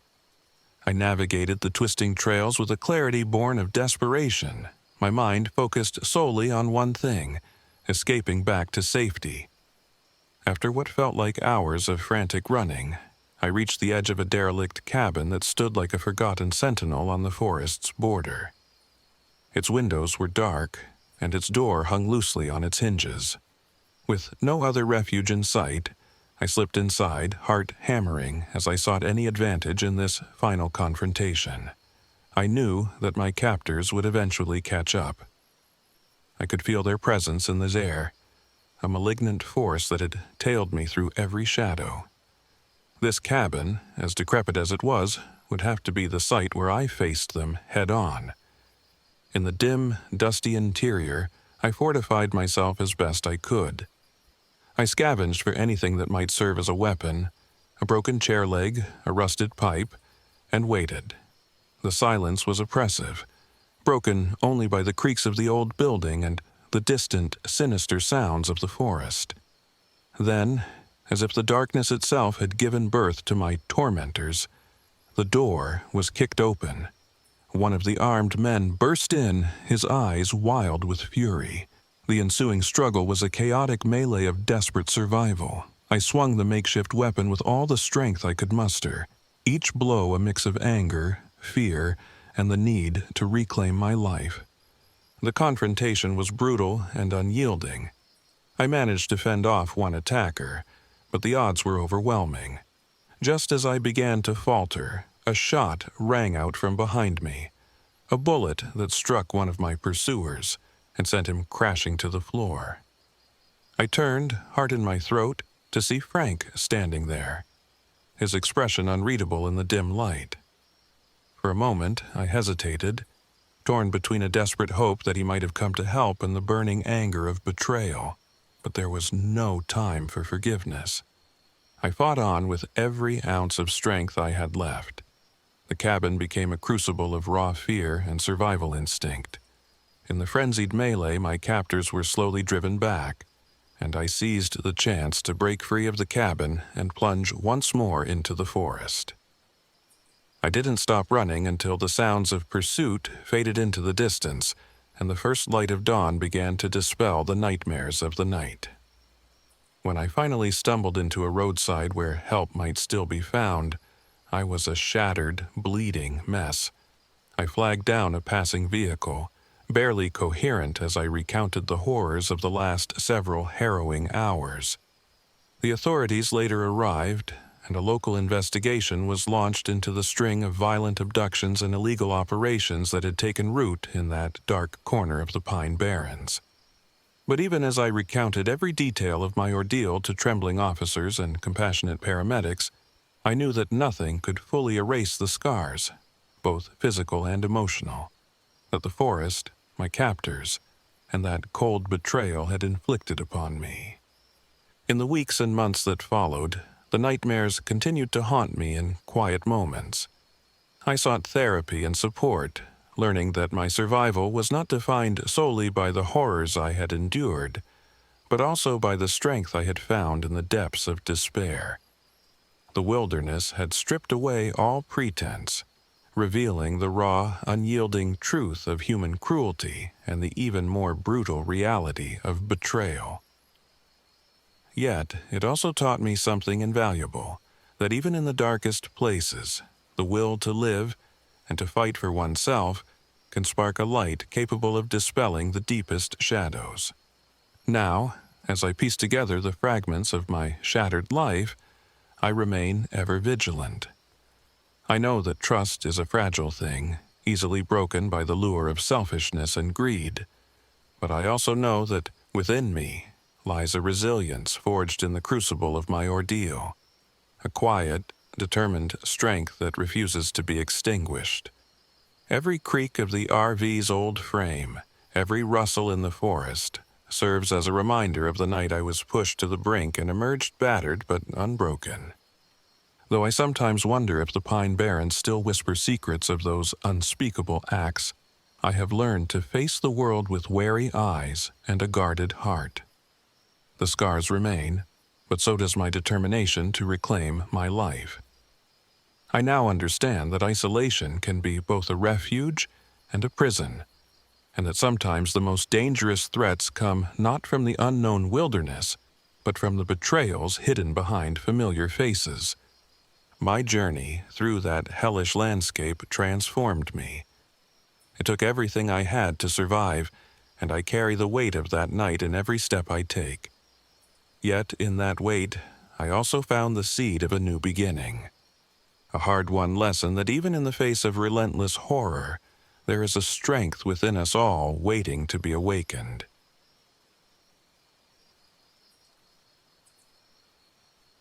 My name is Alex. I am 28. This happened in Letchworth State Park, Western New York, a place I thought would help me escape the crushing weight of my past, yet ended up forcing me to confront the darkest parts of myself. I had driven for hours in my old RV, hoping the isolation of the park's rugged terrain would grant me solace from the guilt that had haunted me ever since that tragic accident. Every mile away from the city felt like a step toward redemption.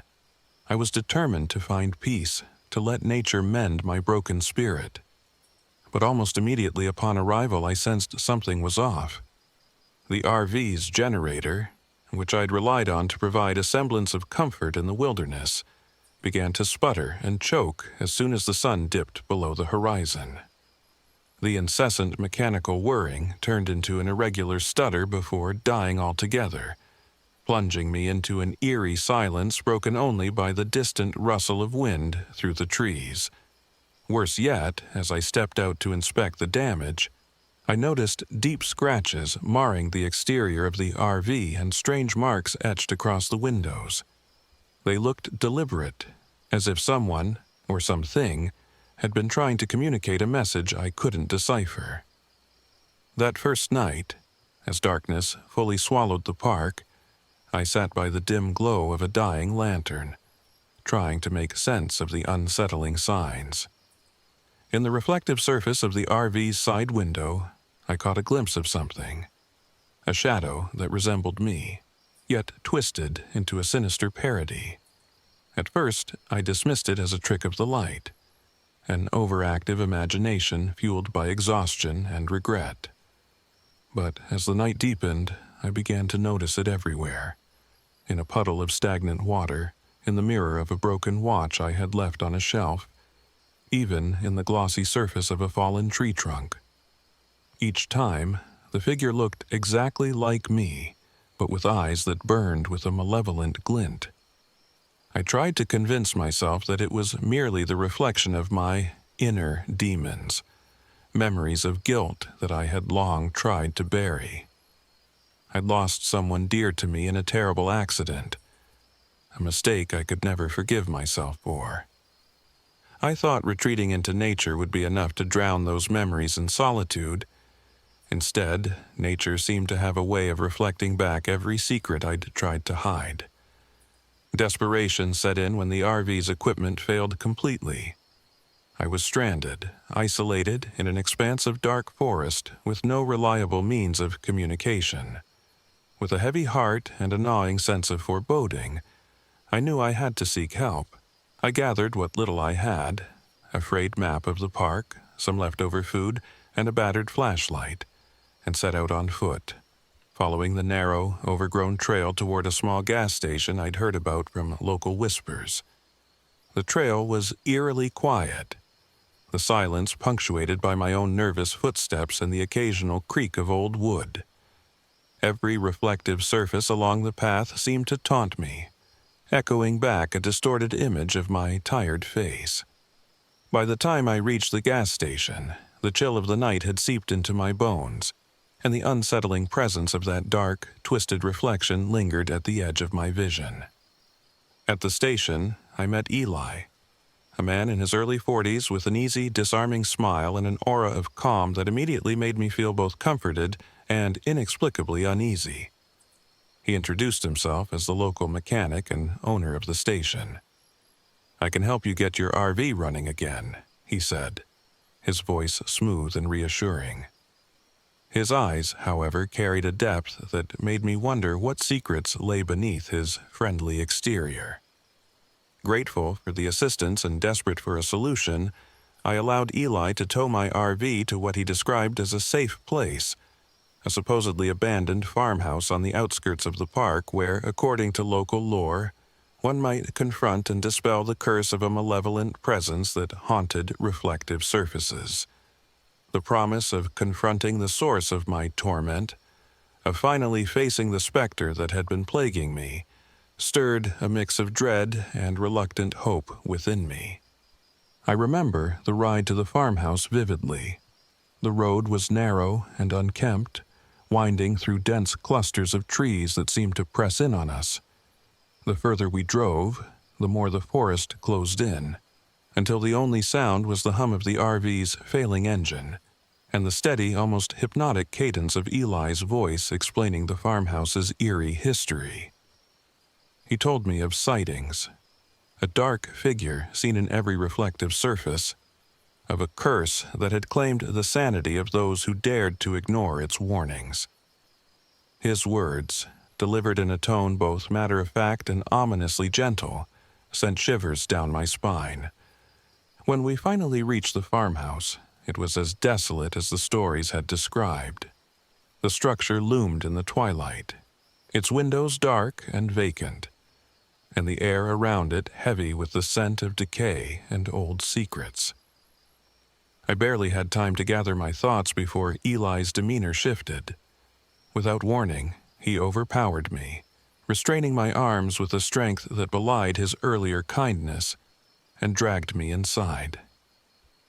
The shock of betrayal hit me like a cold wave.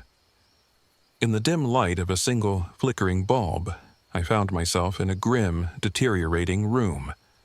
Rough, frayed ropes bound my wrists, and as I struggled against them, I realized with horror that I was not alone.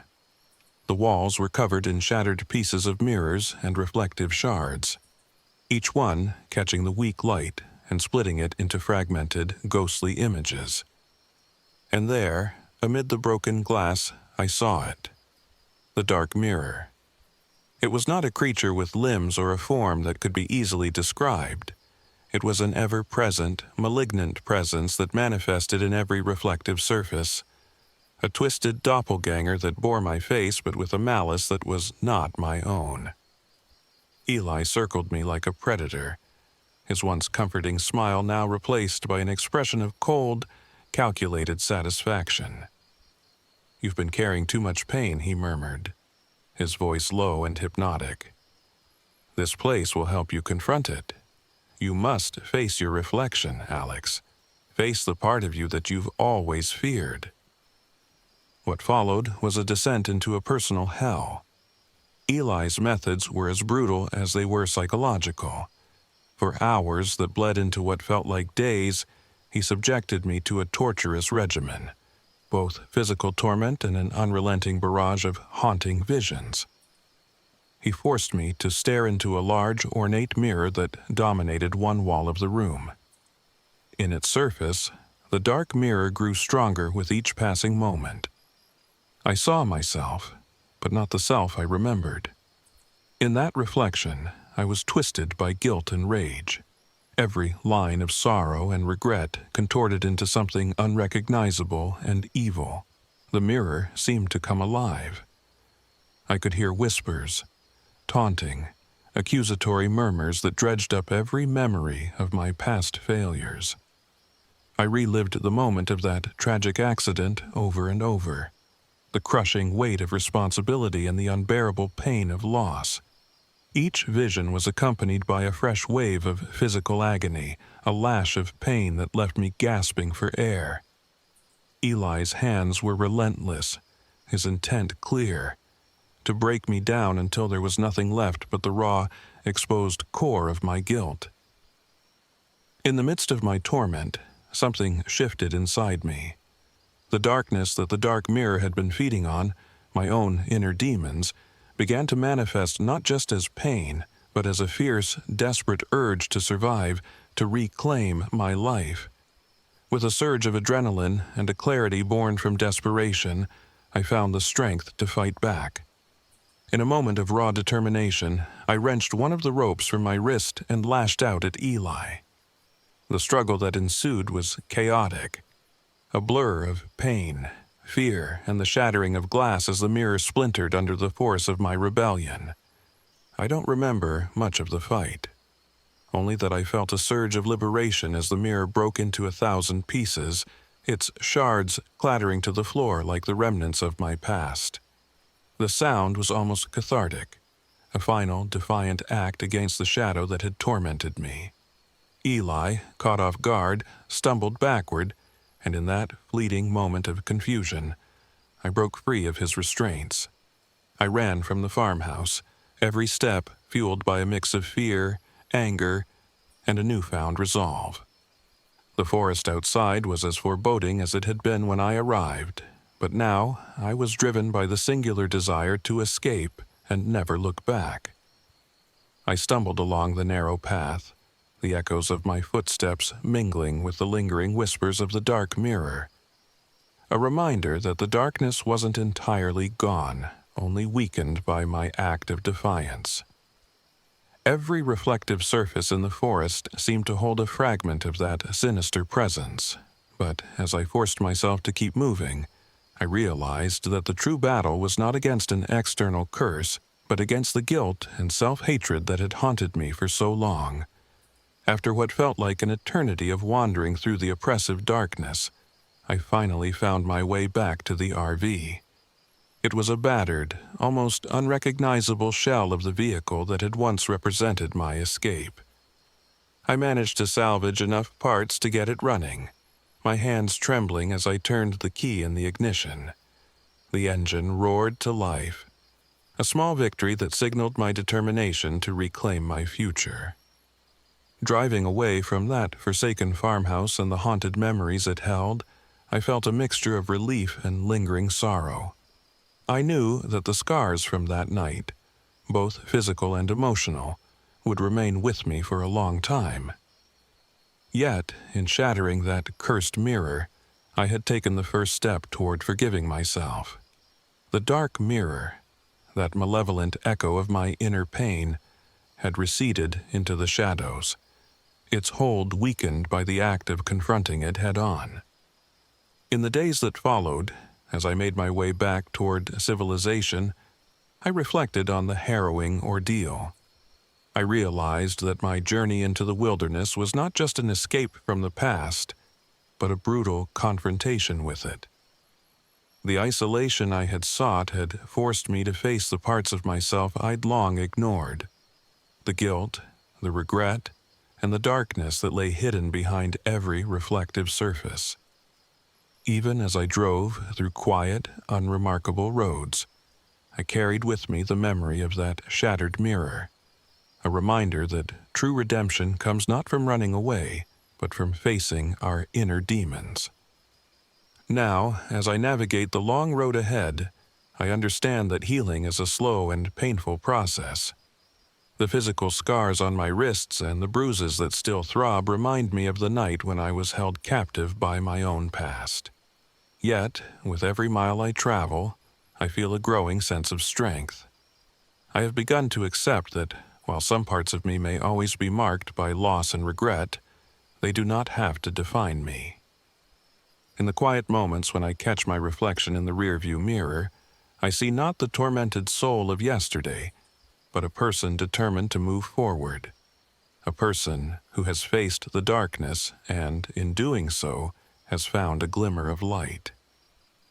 Even now, there are nights when I wake in a cold sweat, the echo of whispered accusations from the dark mirror lingering in my mind.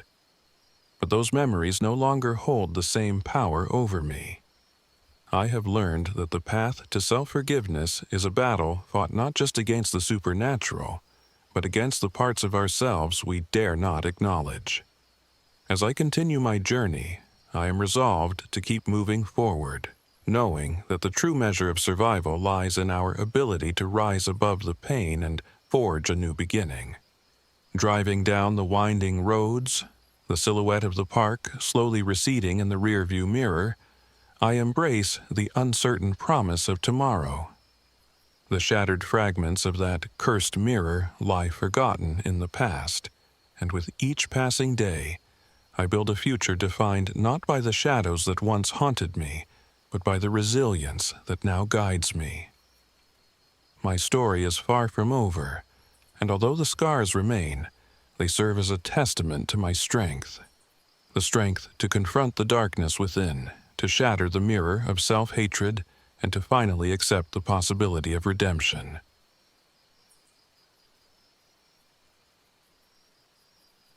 My name is Evelyn Hart. I am 42 years old.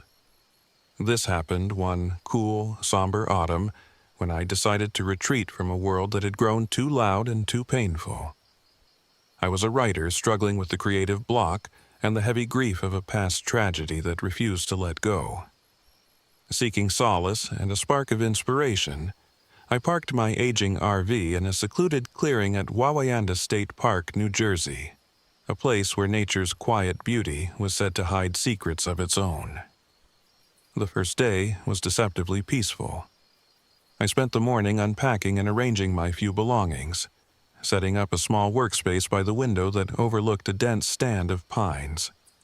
The silence of the forest was almost comforting, and for a moment I allowed myself to believe that I could leave my troubled thoughts behind. I planned to write, to pour out my sorrow and maybe even capture a piece of the park's enigmatic soul on paper. That night, as darkness settled over the park, I began to hear soft, indistinct whispers outside. At first, I dismissed them as the wind, or perhaps the creaking of old trees. But as I lay in bed, the murmurs grew into gentle, almost mournful voices that seemed to call out to me. I couldn't sleep, so I got up and stepped outside with a flashlight, straining my eyes to see in the flickering beam. For a moment, I thought I saw a shadow move behind a nearby tree, but when I turned, nothing was there, only the heavy silence and the rhythmic patter of a distant rain. The next morning, while gathering firewood near my RV, I stumbled upon something unusual, a small, weathered journal hidden beneath a flat stone. Its leather cover was cracked with age, and the pages inside were filled with cramped, cryptic handwriting. The entries were dated over a century ago, recounting a series of tragic events, a forgotten massacre, voices crying out for redemption, and mysterious occurrences that hinted at a deep injustice. The words resonated with me, stirring a mixture of curiosity and a profound sense of melancholy. I tucked the journal into my bag, determined to read it more carefully later. Over the next few days, subtle disturbances began to unsettle my newfound isolation. Items in my RV that I was certain I had left in one place would be inexplicably moved or vanish altogether. My carefully written pages, my initial attempts at a new manuscript, were altered overnight by scribbled notes in a strange, unfamiliar script. I tried to convince myself it was just the product of an overactive imagination, fueled by loneliness, but the evidence was too concrete to ignore. At night, vivid dreams haunted me. I began to see a Native American woman dressed in traditional attire. a figure whose mournful eyes seemed to implore for justice. In these dreams, the woman's sorrow was palpable, as if she carried the weight of an unresolved tragedy that spanned generations. Sometimes, even when I was awake, I would catch a glimpse of her reflection in the window of my RV or see her figure fleetingly among the trees. Her presence was both eerie and oddly comforting, stirring feelings I couldn't quite understand. Determined to find answers, I decided to visit the local archives in a nearby town and speak with a park ranger.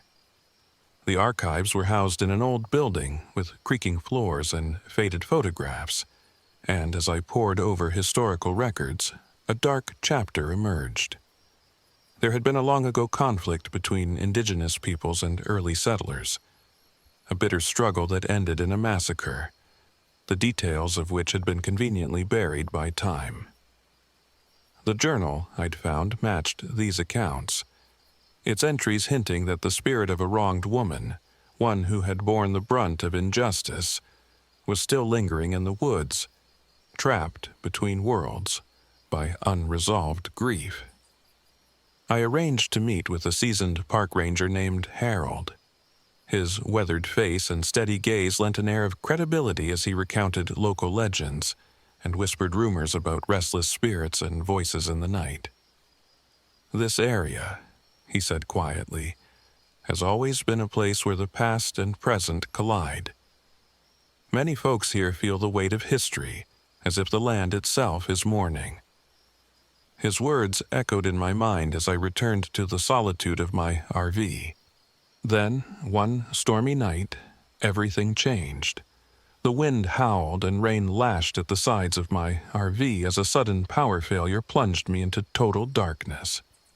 With no light or warmth for my RV, I was forced to step outside into the raging storm. The forest was transformed into a chaotic world of shadow and sound, branches swaying violently, leaves torn asunder by the tempest, and the air thick with an electric tension that made my skin crawl. As I stood there, drenched and shivering, the whispers intensified until they swelled into anguished cries. In the center of a small clearing, illuminated by sporadic flashes of lightning, I saw her, the spectral Native American woman from my dreams, standing in the downpour. Her eyes were luminous with sorrow, and her presence exuded a profound sense of loss and betrayal. I could hardly breathe as I approached her, every instinct screaming that I should run, yet something compelled me to stay. In that tense, surreal moment, the ghost began to communicate, not through words, but through a series of vivid, heart-wrenching visions.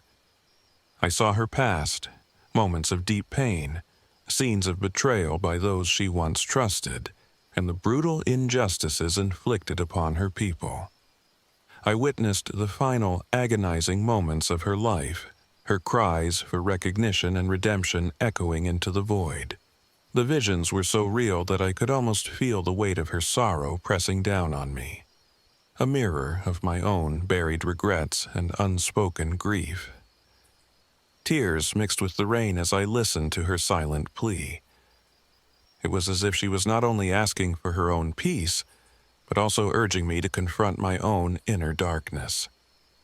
In that storm, amid the cacophony of nature and the ghost's despair, I felt a strange kinship with her, a connection forged through shared pain and the desperate need for healing.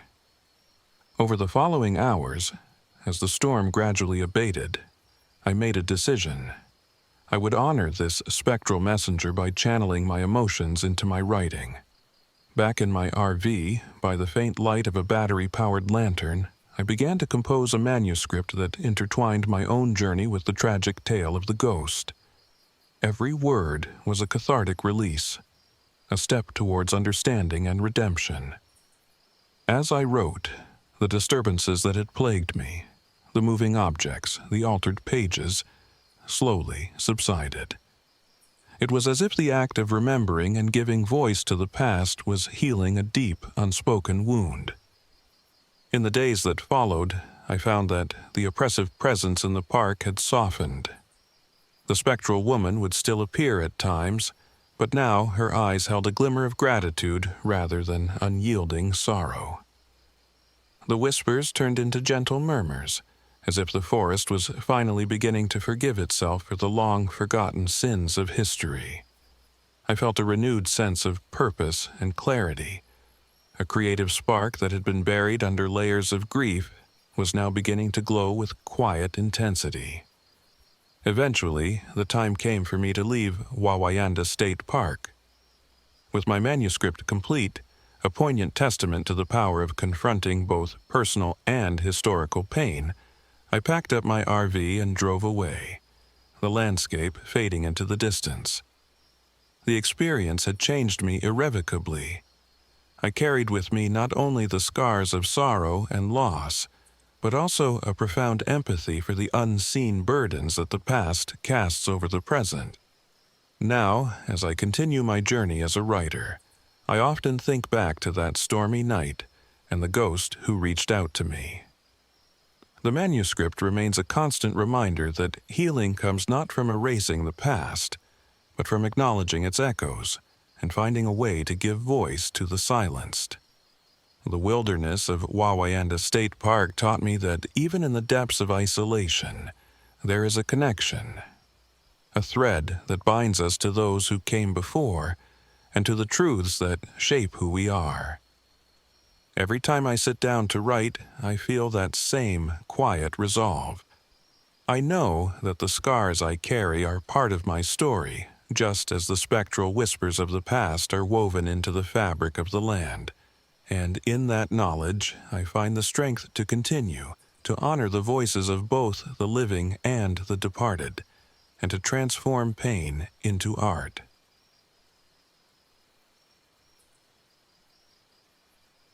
My name is Alice Monroe. I am 35 years old. This happened one fall weekend when my friends and I decided to escape the chaos of our daily lives and reconnect in the heart of Harriman State Park in West New York. I had been looking forward to this trip, a break from my demanding job and the weight of responsibilities, without suspecting that it would turn into the most harrowing experience of my life. We had pooled our savings to rent an old RV that Ben Carter had found online, a charming, albeit temperamental, relic from a bygone era. Along with me, there were 3 others. Dave Reynolds, a steadfast, rational man who prided himself on logic and reason. Carla Diaz, whose gentle, empathetic nature made her the emotional glue of our group. And Ben himself, ever the risk-taker with a magnetic charm that masked secrets I wouldn't discover until it was too late. The journey began with laughter and light conversation as we made our way along narrow back roads. The autumn air was crisp, and the brilliant mosaic of fall foliage promised an idyllic retreat. However, the serenity was short-lived. As we neared the park, our RV began to sputter and jerk, a prelude to the mechanical breakdown that stranded us on a remote stretch of road far from any cell tower. With a sinking feeling, we realized we were isolated in an area known more for its haunting legends than its roadside assistance. That first night, after managing to set up a makeshift camp beside the RV, I couldn't shake the eerie sensation that we were being watched. While I was preparing a modest dinner over a portable stove, I noticed deep, jagged symbols carved into the bark of a nearby tree. They were unlike any graffiti I'd seen, almost ritualistic in their precision. Carla's eyes widened when she saw them, and even Dave, usually so unflappable, looked unsettled. Ben, however, laughed it off, joking that it was probably the work of bored locals or vandals. But I couldn't ignore the chill crawling up my spine as the wind whispered through the trees like distant voices. Later that night, as darkness swallowed the campsite, I lay awake listening to the unsettling silence broken by sporadic rustling sounds and soft, almost imperceptible murmurs. The wind seemed to carry voices, a blend of sorrow and malice, that made my heart pound in my chest. I stepped outside with a flashlight to clear my mind, only to glimpse a shadow moving unnaturally between the trees. It wasn't any animal I recognized. It moved with an eerie, deliberate grace, mimicking my every step. I called out, but the figure vanished into the dark without a trace. The next morning, determined to get help, we attempted to jury-rig the RV's engine. Our frustration grew as the vehicle coughed and refused to budge. With no mechanic in sight and the cell phone signal non-existent, we reluctantly accepted that we were stuck here for the time being. As we gathered our things, the unsettling symbols on the trees and the mysterious shadow of the night kept gnawing at my thoughts. Later that afternoon, driven by equal parts curiosity and dread, I joined Dave for a walk to inspect some odd, flickering lights near a clearing. The deeper we ventured into the forest, the more oppressive the atmosphere became.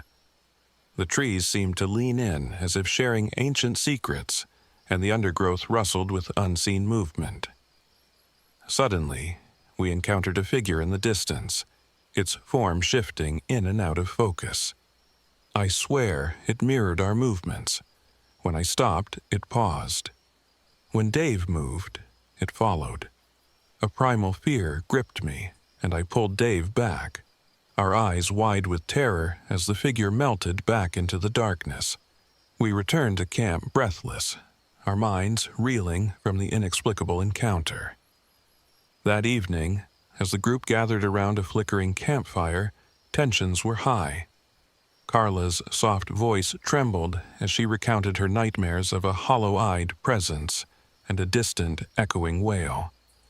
Dave tried to offer logical explanations, wild animals, stressed imaginations, but even his voice wavered with uncertainty. Ben, however, dismissed our concerns with a cavalier smirk, urging us to toughen up and treat it as an adventure. His nonchalance only deepened my apprehension. Something was dreadfully wrong, and I could sense the forest itself was holding its breath. Then came the moment that shattered any lingering semblance of normalcy. In the dead of night, as a cold wind howled through the trees, the RV's dim interior was suddenly filled with frantic knocking and the sound of dragging chains. I bolted upright, my heart hammering in my chest. Dave and I exchanged alarmed glances. Before we could react, a chilling scream pierced the night. A scream that seemed to come from nowhere and everywhere at once. In the ensuing chaos, as we fumbled in the dark trying to secure ourselves, I heard a guttural voice whisper a single word: Makwai. I had heard fragments of local lore before. A malevolent skinwalker said to roam these woods, capable of assuming any shape, feeding on fear and isolation. And then, in the midst of our terror, Ben's mask finally began to slip. With a twisted grin that betrayed something far darker than mere adrenaline, he admitted in a hushed, fervent tone that he'd been in contact with a local cult. His eyes shone with an unholy light as he explained that the cult worshipped Makwai, a shapeshifter with the power to twist the very fabric of reality. According to Ben, our trip had been orchestrated to facilitate a dark ritual, one that required a sacrifice. I stared at him in disbelief, my mind reeling as the pieces of our nightmare fell into place. Before I could protest, the forest erupted in violence. Shadowy figures emerged from between the trees, members of the cult, their faces obscured by hoods and malice. In the ensuing melee, Carla was dragged from the circle of light. I remember her pleading, her eyes wide with terror, as she was overpowered and taken into the dark. I tried to follow, but a searing pain shot through my arm as one of the cultists struck me, forcing me back. I crawled behind a fallen log, helplessly watching as they vanished into the night with Carla. The air was thick with the stench of fear and burning incense as I struggled to regain control of my racing heart. Dave, normally so composed, was trembling uncontrollably, his rational mind disintegrating under the weight of our reality. Ben's betrayal stung deeply, The friend I had once trusted had become the architect of our nightmare. With the RV still immobilized and night now fully upon us, we had little choice but to band together. Despite our shock and grief, Dave and I resolved to rescue Carla. The decision came with little deliberation. Each of us knew that if we didn't act, the cult's ritual would be completed, and more lives might be lost. We gathered what little supplies we could muster: flashlights, a first aid kit, and a couple of sturdy makeshift weapons fashioned from branches and metal scraps, and set off into the oppressive darkness, following the faint traces of Carla's screams. We trudged through the underbrush, our flashlights barely piercing the dense shadows. Every snap of a twig, every rustle of leaves, set my nerves on edge. The forest seemed to close in around us, its ancient trees silent witnesses to our suffering. It wasn't long before we stumbled upon an abandoned ranger station, its crumbling walls and shattered windows a grim reminder of a once protected sanctuary. I sensed that this derelict building would be the site of the cult's hideout, a place where the boundaries between the natural and the supernatural blurred. Inside, the air was cold and heavy with decay. Dim moonlight filtered through broken panes, illuminating disturbing symbols etched on the walls. I could almost feel Makwai's presence lurking in every shadow. We searched the building, our hearts pounding with each step, until we found a crude altar in one of the back rooms. There, amidst scattered relics and burning candles, we discovered evidence of a ritual in progress. A torn scrap of Carla's jacket, stained with something dark and unidentifiable. Just then, a low, guttural growl echoed through the station. The temperature plummeted, and the very air vibrated with malevolence. From the depths of the building emerged the monstrous figure of Makwai, a shapeshifter whose form flickered between human and beast, its eyes burning with an otherworldly fire. I froze, my breath catching in my throat, as the creature advanced. It exuded a palpable aura of dread, each step measured and deliberate, as if savoring the torment it was about to unleash. In the ensuing moments, everything became a blur of violence and chaos. Dave, caught in the grip of a terror too profound for words, began to convulse and thrash, as though an unseen force was wresting control from his mind. His eyes rolled back, and he staggered toward the altar, mumbling incoherently. I realized with horror that the creature's influence had begun to corrupt him. His rationality was slipping away, replaced by a wild, possessed frenzy. I turned my attention to Ben, whose betrayal burned like acid in my chest. The man I had once considered a friend now stood before me, his eyes gleaming with fanatic intensity. With a snarl, he lunged at me, and we clashed in a desperate, brutal struggle. The air filled with the sound of our grunts and the sickening thud of fists meeting flesh. In that harrowing moment, I fought not only for my own survival, but for the hope of saving Carla and, somehow, redeeming the shattered remnants of our group. As the melee reached its fevered pitch, I managed to wrest Ben's arm and push him aside. His eyes, wild with unhinged purpose, pleaded silently for a twisted kind of forgiveness that I could never grant. I knew then that his fate, and perhaps his soul, was irretrievably lost to the darkness he had embraced. With a surge of desperate strength, I struck him down, watching in horror as he crumpled to the floor, a final testament to his betrayal. The creature, Makwai, loomed over us, its form undulating like smoke in the stale air. Its presence was an unending reminder that this was not merely a man's betrayal, but an ancient, malevolent force that fed on our fear. In that moment, I felt the weight of all our losses, the broken trust, the blood on our hands, and the anguished cries of Carla echoing in my memory. I managed to drag myself away from the chaos, the crumbling ranger station dissolving into a nightmarish landscape of distorted shapes and echoing horrors.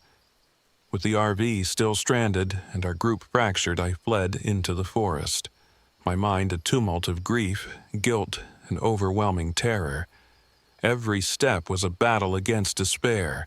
Every shadow threatened to bring the horror of Makwai back to life. I escaped that night, driving the RV through winding, desolate roads as dawn's first light began to break. But freedom came at a heavy cost. Dave, once the voice of reason, was never the same. His eyes haunted by a possession he could not shake, his mind trapped in a loop of agonizing memories. And Carla, I still don't know her fate for sure. I caught fleeting, painful glimpses of her in nightmares. A figure both fragile and tormented. A soul forever scarred by ritualistic terror. Ben had vanished in the aftermath, leaving only the bitter taste of betrayal and the unmistakable dread that some darkness can never be fully vanquished. Now, as I sit here in a sparse motel room far from Harriman, I can still hear the echo of Makwai's call in the dead of night. The memory of that dark, twisted forest lingers in every shadow, and I'm left with the haunting realization that some horrors are destined to follow you forever. My escape may have been physical, but the nightmare I experienced remains etched in every fiber of my being, a chilling reminder that in the isolation of the wilderness, trust can be betrayed, and the monstrous may walk among us, waiting for the moment to rise again.